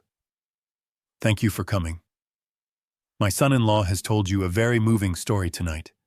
A story about a frail old man, a confused old man, a man who needs protection." I turned to look at Brad. He was paralyzed. He was watching a corpse come back to life, and he did not know what to do. "It is a good story," and I continued walking around the table to the front of the stage. "But like most things in this house, it is a lie." A murmur ran through the crowd. The vulture cap men straightened up their eyes, locking onto me. Brad lunged forward, trying to grab the mic. "Dad, you are confused. Give me that." I sidestepped him easily. I was faster than him, stronger than him. "Sit down, Brad," I barked. The authority in my voice hit him like a physical blow. He stopped, stunned. "I am not confused," I said, addressing the room again. "I am not senile, and I am certainly not broke. My name is Harrison Caldwell. I founded Caldwell Logistics 40 years ago. I built this country's supply chain with these two hands, and tonight I am here to conduct a hostile takeover." The room was dead silent. You could hear a pin drop. But before I sign anything, I said, lowering my voice to a dangerous whisper, "I think it is important that you all know exactly who you are doing business with. Brad invited you here to witness a transaction. Well, let us show you the transaction." I raised my hand and snapped my fingers. "Start the film, Cat," I said into the microphone. Behind me, the large projection screen that had been displaying a slideshow of happy family photos suddenly went black. The music cut out. The lights in the room dimmed further, plunging the audience into darkness. Brad turned to look at the screen. His eyes were wide with terror. He knew. Deep down, he knew what was coming. No, he screamed, lunging for the projector. "Turn it off!" But it was too late. The screen flickered to life. The image was grainy at first, but then it sharpened. It was a video taken from a hidden camera. It showed a dining room table. It showed an old man in a flannel shirt holding a wooden toy. And it showed a young man in a Rolex standing over him, holding a steaming bowl of orange soup. The audio crackled through the speakers, loud and clear. "If you do not like the soup, Hank, maybe you should wear it." The audience gasped, a collective sound of shock and revulsion. On the screen, the soup flew. The old man gasped. The young man laughed. "That is what you deserve." Brad stood on the stage, frozen in the spotlight. He looked like a deer in the headlights of a semi-truck. He looked at the screen, then at the crowd, then at me. I smiled. It was not a nice smile. "Watch closely," I said into the mic. "The show is just getting started." The video on the screen continued to play a grotesque home movie of cruelty. The image was undeniable. It showed my son-in-law, the man standing in a tuxedo on the stage holding a bowl of soup like a weapon. It showed the steam rising from the orange liquid. It showed the malicious glee in his eyes. And then it showed the impact, the liquid splashing against my face, the flinch of an old man who just wanted to give his grandson a wooden toy. The audio in the room was so crisp, it felt like the slap of the liquid was happening right there in the ballroom. "That is what you deserve." Brad's voice echoed from the speakers, distorted but unmistakable. The guests in the room gasped. A woman in the front row covered her mouth with her hand. The champagne glass she was holding tilted, spilling expensive wine onto the carpet, but she did not even notice. The horror on the screen held everyone captive. But I was not done. I signaled Cat again. The video cut to black, but the audio continued. This time there was no picture, just the waveform of a voice oscillating on the screen. It was a recording taken only hours ago from the guest bedroom. The voice was Brad's, whispering with the hiss of a snake. "As soon as the ink is dry, I have a van coming, from Sunshine Meadows." Emily's voice on the recording sounded weak and complicit. "It is awful." Then Brad again, louder this time, filled with venom. "We do not have a choice. He is useless, Emily. He is a burden. Once he is in the facility, we change his contact info. We tell the neighbors he moved to Florida. By the time anyone asks questions, he will probably be dead anyway." The silence in the room was absolute. It was the silence of a tomb. The social veneer, the polite smiles, the networking, it all evaporated instantly, leaving only the raw, ugly truth exposed. These people thought they were attending a coronation, but they were witnessing a murder plot. I looked at the back of the room. The three men from Vulture Cap, the hard money lenders, stood up in unison. They did not look angry. They looked bored. They looked like men who had realized they were wasting their time on a bad bet.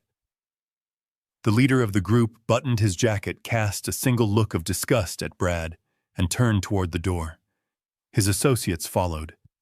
They walked out without a word, leaving a wake of cold air behind them. That was the sound of Brad's future evaporating. Brad watched them go. His face turned a color I had never seen before, a mix of purple rage and white terror. He looked at the screen where his own voice was still echoing, talking about selling me like cattle. Then he looked at me. His eyes were not human in that moment. They were the eyes of a trapped animal realizing the trap has teeth.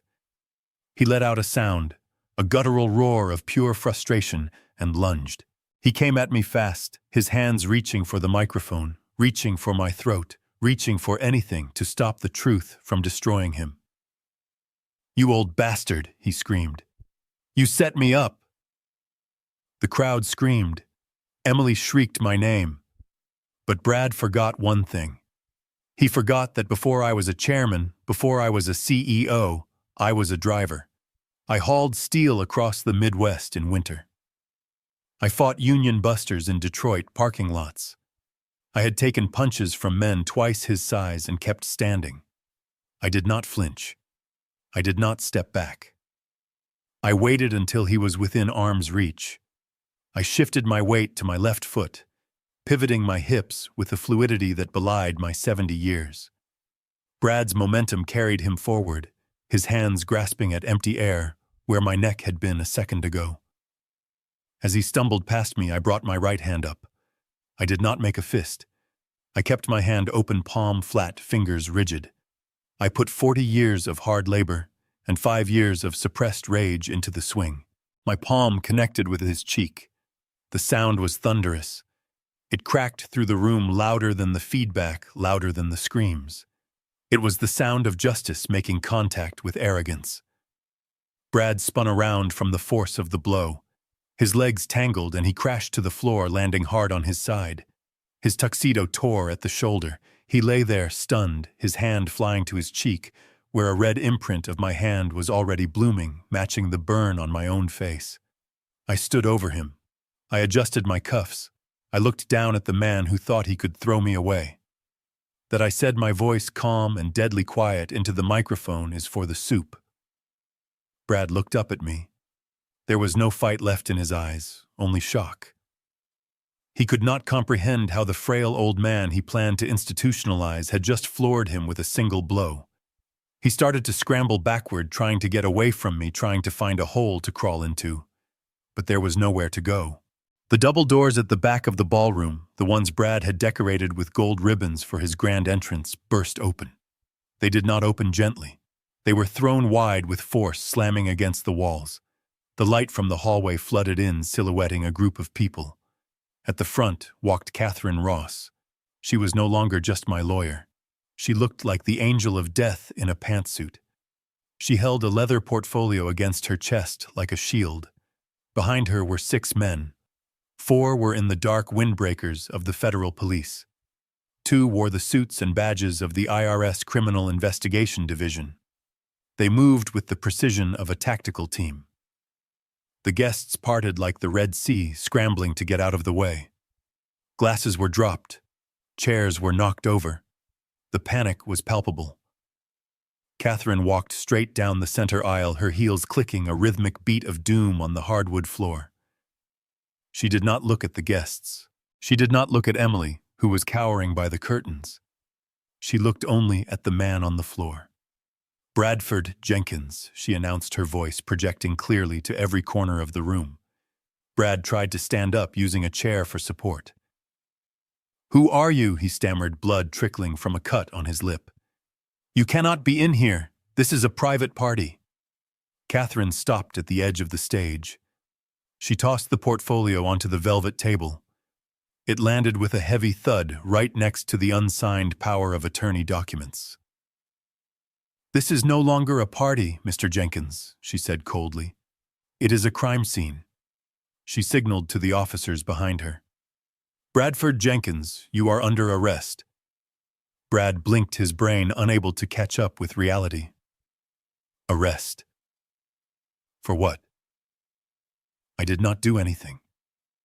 "This is my house. He is crazy. He is senile." Catherine smiled. It was a terrifying smile.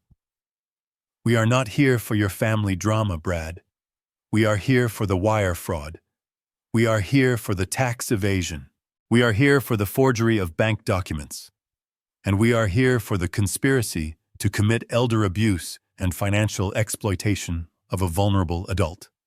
The officers moved in. They did not hesitate. They grabbed Brad by the arms. He tried to pull away, shouting incoherently, "Emily, tell them he is crazy." But the officers spun him around and slammed him against the stage. The sound of handcuffs ratcheting shut cut through the air. Click, click, click, the sound of finality. Brad struggled, his face pressed against the wood of the same stage where he had planned to celebrate his victory. "You have the right to remain silent," an officer droned, reciting the Miranda warning. "Anything you say can and will be used against you." I stood on the stage looking down at him. The spotlight was still on us, illuminating his fall. Brad twisted his head to look at me. His eyes were wide, filled with tears of rage and confusion. Why, he screamed, "Why are you doing this, Hank? You are broke. You have nothing." I reached into the inner pocket of my charcoal suit. I pulled out a piece of paper. It was a bank statement printed only hours ago. I unfolded it slowly, letting the light catch the paper. I crouched down so my face was inches from his. I wanted him to see me. I wanted him to see the burn on my cheek. I wanted him to see the man he had underestimated. "I am not broke, Brad," I whispered, so only he could hear. "I just bought your debt. I own the loan you defaulted on. I own this house. I own the car in the driveway. And as of this morning, I have $82 million in the bank." His eyes bulged. His mouth opened, but no sound came out. The air left his lungs in a wheezing gasp. I stood up and smoothed my jacket. "Take him away, gentlemen," I said to the officers. They hauled him up. He was dead weight now, a broken man dragging his feet as they marched him toward the door. The guests watched in stunned silence as the host of the party was dragged out in cuffs. I looked at Catherine. She gave me a curt nod. The first phase was complete. The predator was caged. But the room was not empty yet. There was still one person left on the stage. One person who had watched it all, who had signed the papers, who had stood by while the soup burned my face. I turned slowly to look at my daughter. Emily was pressed against the wall, her hands covering her mouth, her eyes fixed on the empty doorway where her husband had just disappeared. She was shaking violently. She looked at me, and for the first time in 5 years, she saw me. She did not see a paycheck. She did not see a burden. She saw the storm. I took a step toward her. The floorboards creaked. "Dad," she whimpered. I did not smile. The show was over. Now came the judgment. The ballroom was a cacophony of shouting and the scuffling of heavy boots. But amidst the chaos, Brad's voice rose above it all, a shrill, desperate screech of denial. The federal agents had him pinned against the doorframe, but he was fighting with the manic strength of a man who sees his entire reality dissolving. "You cannot do this!" he screamed, spitting blood and saliva. "This is my property. I am the owner of record. That man is a squatter. He is a leech. He has nothing." He twisted his head, looking back at me with eyes that burned with hatred. "Tell them, Hank. Tell them you are just a senile old man living off my charity. Tell them this is a mistake." I did not speak. I simply nodded to Catherine. She stepped forward, calm and precise amidst the violence. She did not shout. She did not argue. She simply raised the heavy leather portfolio she had carried in and threw it. It flew through the air and struck Brad square in the chest with a dull, heavy thud before falling open at his feet. Papers spilled out onto the floor. Deeds, titles, loan transfer documents. The ink was fresh and the stamps were official. "You are wrong, Mr. Jenkins," Catherine said, her voice cutting through his screams like a knife. "You own nothing. The house you are standing in belongs to the Caldwell Trust, the sole beneficiary of which is Harrison Caldwell." Brad stared at the papers scattered around his shoes. He tried to kick them away, but the officers held him firm. "That is a lie," he gasped. "I mortgaged it. I got the money." "Yes, you did," Catherine continued relentlessly. "You fraudulently mortgaged a property you did not own using a forged deed, and then you defaulted on that loan. You owed the Ivanov syndicate $2 million as of yesterday." She paused, letting the weight of the name sink in. Brad stopped struggling. The mention of the Ivanovs drained the fight right out of him. "But here's the twist," Catherine said, smiling without warmth. The Ivanovs sold your debt this morning. They were quite happy to get 60 cents on the dollar for a toxic asset. She pointed a manicured finger at me. Your creditor is no longer a crime syndicate, Brad. Your creditor is Harrison Caldwell. You owe him $2 million plus interest and legal fees. And since you cannot pay, he is exercising his right to foreclose. Immediately. Brad looked at me. The realization hit him like a physical blow. He was not just going to prison. He was going to prison owing a fortune to the man he had thrown soup at. He slumped in the officer's grip, his legs giving out. "Take him," Catherine said. The officers dragged him through the doorway. His tuxedo shoes scraped against the floor, leaving black scuff marks on the hardwood. His screams faded into the night, replaced by the slamming of a heavy car door and the chirp of a siren. Then there was silence. The guests stood frozen, terrified to move, terrified to breathe. They were witnessing a public execution, and they did not know if they were next. But I was not looking at them. I was looking at the woman huddled on the floor near the curtains. My daughter. My Emily. She was weeping soft, broken sobs that shook her thin frame. Her makeup was running in black streaks down her face, ruining the expensive gown she had bought with my stolen money. When she realized Brad was gone, she scrambled to her feet. She ran to me, not with the grace of the hostess she pretended to be, but with the desperate, clumsy speed of a child who has broken a vase. She threw herself at my feet. She grabbed my hand, the same hand she had watched tremble earlier that day. "Dad, please," she wailed. "You have to stop them. You have to call them back. He is my husband. He is Leo's father." I looked down at her. I waited for a flicker of affection to stir in my chest. I waited for the instinct to protect her to rise up the way it had when she was 5 years old and scraped her knee. But there was nothing. Just a cold, hollow echo. "He is a criminal." "Emily," I said, my voice flat. "He made a mistake," she cried, tightening her grip on my hand. "We were desperate. We did not know what we were doing. I did not know Dad. I swear. I thought he was handling things. I did not know about the forgery. I did not know about the loans. I am a victim too." I pulled my hand away from her grasp. I reached into my jacket pocket and pulled out a single piece of paper. It was a photocopy of the loan document Kat had shown me.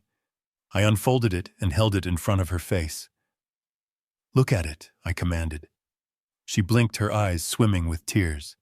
She tried to look away, but I moved the paper into her line of sight. "Look at the signature line, Emily." She focused. Her breath hitched. "Witnessed by Emily Caldwell." I pointed to the ink blot at the end of the Y.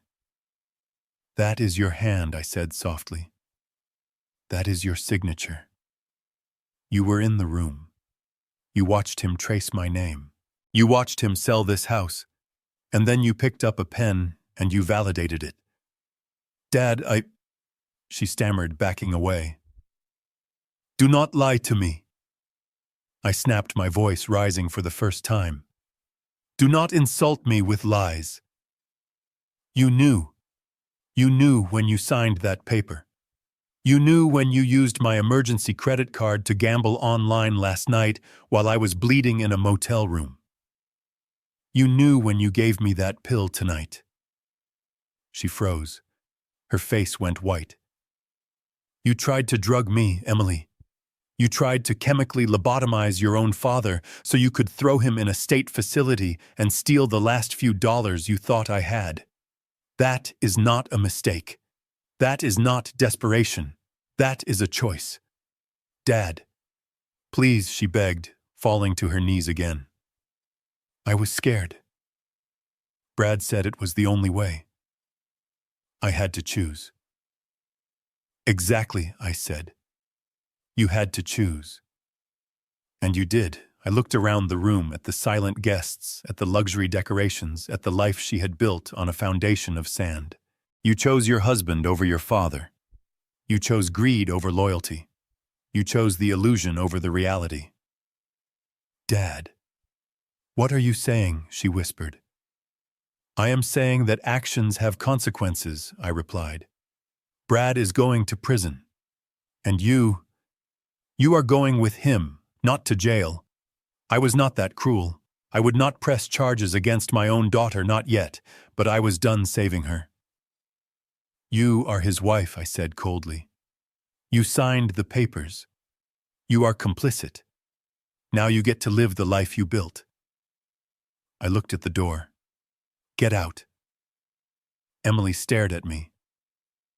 Get out. But where will I go? This is my house. No, I said. It is my house, and I am evicting you. Dad, you cannot do this. I have nowhere to go. I have no money. Then you better start walking, I said, turning my back on her. You have legs. You have a degree I paid for. Welcome to the real world, Emily. It is cold and it is hard, and nobody gives you soup when you cry. She screamed then, a sound of pure entitlement being shattered, but I did not turn around. I looked at the guests. They were huddled in clusters, clutching their purses and their drinks. The party is over, I announced, my voice booming through the room. This property is now under the control of the Caldwell Trust. You have 5 minutes to vacate the premises. Anyone remaining after 5 minutes will be trespassing, and I will have the officers remove you. There was a scramble. Dignity was forgotten. People rushed for the coat rack. They rushed for the door. They did not say goodbye. They did not thank the hostess. They fled like rats from a sinking ship. Emily stood there for a moment longer alone in the center of the room. She looked at me one last time, hoping for a reprieve, hoping for the dad who used to fix everything. But that dad was gone. He had died the moment the soup hit his face. She turned and ran. She did not grab a coat. She did not grab a bag. She just ran out the door into the snow, chasing the police car that held her husband. I stood alone in the center of the ballroom. The music had stopped. The only sound was the wind howling outside and the distant wail of sirens. The room was empty. The house was empty. I walked to the table where the unsigned power of attorney documents still lay. I picked them up. I ripped them in half, then in half again. I let the pieces flutter to the floor like confetti. It was done. The debt was paid. The traitors were exiled. I walked to the window and looked out at the street. I saw the taillights of the guests' cars fading into the distance. I saw the empty driveway. I was alone. But for the first time in 5 years, I did not feel lonely. I felt clean. I took a deep breath, inhaling the silence. It smelled of victory. I pulled out my phone and dialed Kat. It is done, I said. The house is clear. Good, she said. What now, Hank? Now, I said, turning away from the window. Now we start over. The house was silent. It was not the comfortable silence of a home at rest. It was the hollow, echoing silence of a tomb that had been looted. I stood in the center of the living room, my footsteps sounding loud and intrusive on the bare hardwood floors. I had moved fast. Money buys speed, and I had plenty of money. Within 3 hours of the police cars leaving, a professional moving crew had arrived. I gave them simple instructions. Remove everything. Every stick of furniture Brad had bought on credit. Every piece of art Emily had hung to impress her friends. The rugs, the curtains, even the expensive espresso machine on the kitchen counter. I told them to take it all to the dump or donate it to the Salvation Army. I did not care where it went as long as it was gone. Now the house was just a shell. The spot on the floor where Brad had fallen was clean. The stain of the soup on the wall had been scrubbed away. It was as if they had never existed. It was as if the last 5 years of my life had been erased with a sponge, leaving nothing but white walls and dust motes dancing in the moonlight. I walked through the empty rooms one last time. I looked into the kitchen where Emily had cooked that soup. I looked into the office where Brad had plotted my demise. I felt nothing. The anger had drained away, leaving a vast, calm space inside me. It was over. The tumor had been cut out. I stopped in the foyer. The heavy oak door was standing open, letting in the cold night air. It cleansed the house of the smell of stale perfume and desperation. I reached into my pocket and pulled out my smartphone. The real one this time. The sleek titanium device that connected me to the world I actually belonged to. I scrolled through my contacts until I found the number I needed. St. Jude's Home for Veterans. It rang 3 times before a tired voice answered. "Hello, St. Jude's." "Father Mike," I said. "This is Harrison Caldwell." There was a pause. Harrison, it has been a long time. I thought, well, I heard you were having hard times. You heard wrong, Father. I am doing fine. Better than fine. Listen, I have a proposition for you. I walked out onto the porch looking at the expansive front lawn. I am standing in a 5-bedroom house in the suburbs. It has a large yard, a finished basement, and a new heating system. It is fully paid off. It is empty. Okay, Father Mike said cautiously. I want to give it to you. What? I want to donate the property to the mission, I said firmly. Use it for the transitional housing program. Use it for the vets who are sleeping under bridges tonight. It can hold 3 families easily. Maybe 4. Harrison, are you serious? That is $1 million property. It is just wood and stone, Father. It needs to be purified. It needs to be used for something good, something honest. I want the deed transfer to happen tomorrow morning.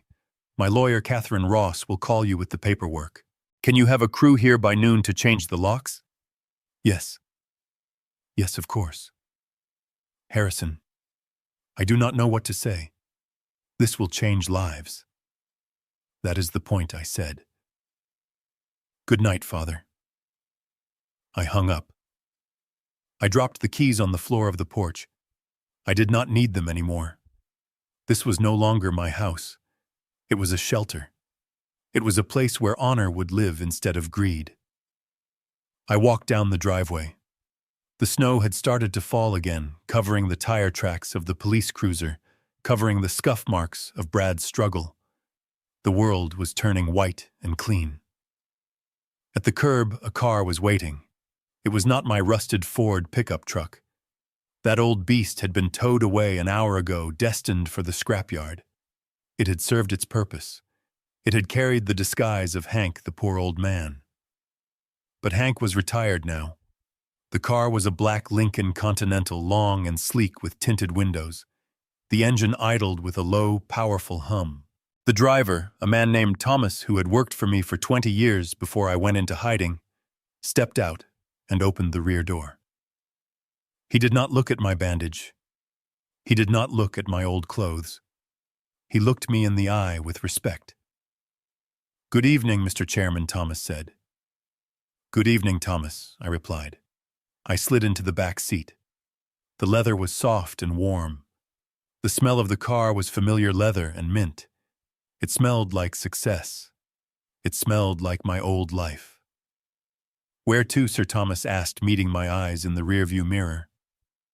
I looked out the window at the dark house one last time. I thought about Emily running down the street in the snow. I thought about Leo, and I hoped that one day when he was old enough, he would understand. I hoped he would find the trust fund I left him and use it to build a life of his own far away from the toxic shadow of his parents. "Take me to O'Hare, Thomas," I said. "The private terminal." "You have a flight, sir?" I nodded. "My plane is fueled and waiting." I reached into my jacket pocket and pulled out 2 tickets. They were old, yellowed with age. I had bought them 5 years ago, just weeks before Martha got sick. We were going to see the world. We were going to Paris, Rome, Tokyo. We were going to eat pasta in Florence and watch the sunset over the Parthenon. She never got to go. The aneurysm took her before we could even pack a bag. I rubbed my thumb over her name on the ticket. Martha Caldwell. "We are going to Paris, Thomas," I said, my voice soft. "And then Rome. And then..." wherever the wind takes us. I have a promise to keep. Very good, Sir Thomas said. He put the car in gear and we pulled away from the curb. I did not look back. I did not watch the house disappear in the rearview mirror. I looked forward. The road ahead was dark, but the headlights cut through it, illuminating the path. I touched the burn on my face. It still stung, but the pain was different now. It was not the pain of injury. It was the pain of healing. The skin would scar. Good. I wanted the scar. I wanted to remember. I settled back into the seat. For the first time in 5 years, I did not have to pretend. I did not have to hunch my shoulders. I did not have to lower my eyes. I was Harrison Caldwell. I was the man who built an empire, and I was finally free. As the car accelerated onto the highway, merging with the stream of red taillights heading toward the city, I closed my eyes and let the hum of the engine soothe me. They thought I was weak.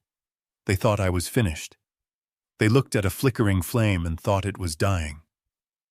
They forgot the most basic rule of nature. A candle creates light, yes. But if you knock it over, if you treat it with disrespect, if you dare to play with it, that little flame can burn down the entire building. I am not the ashes. I am the fire. And I am just getting started. This story serves as a powerful reminder that we should never mistake silence for weakness or kindness for stupidity. Brad and Emily looked at an old man and saw only a burden, forgetting that he was the very foundation upon which their comfortable lives were built. They learned too late that unearned wealth often rots the character, while true strength is forged in the fires of adversity. We must always treat those around us with dignity, regardless of their status, because the people we think are disposable often hold the power to change our lives or destroy them. If watching Hank reclaim his empire fired you up, please hit that like button to support the channel. Have you ever had to stand up to family members who underestimated you? Tell me your story in the comments below. Don't forget to subscribe and turn on notifications so you never miss the next story of justice served cold.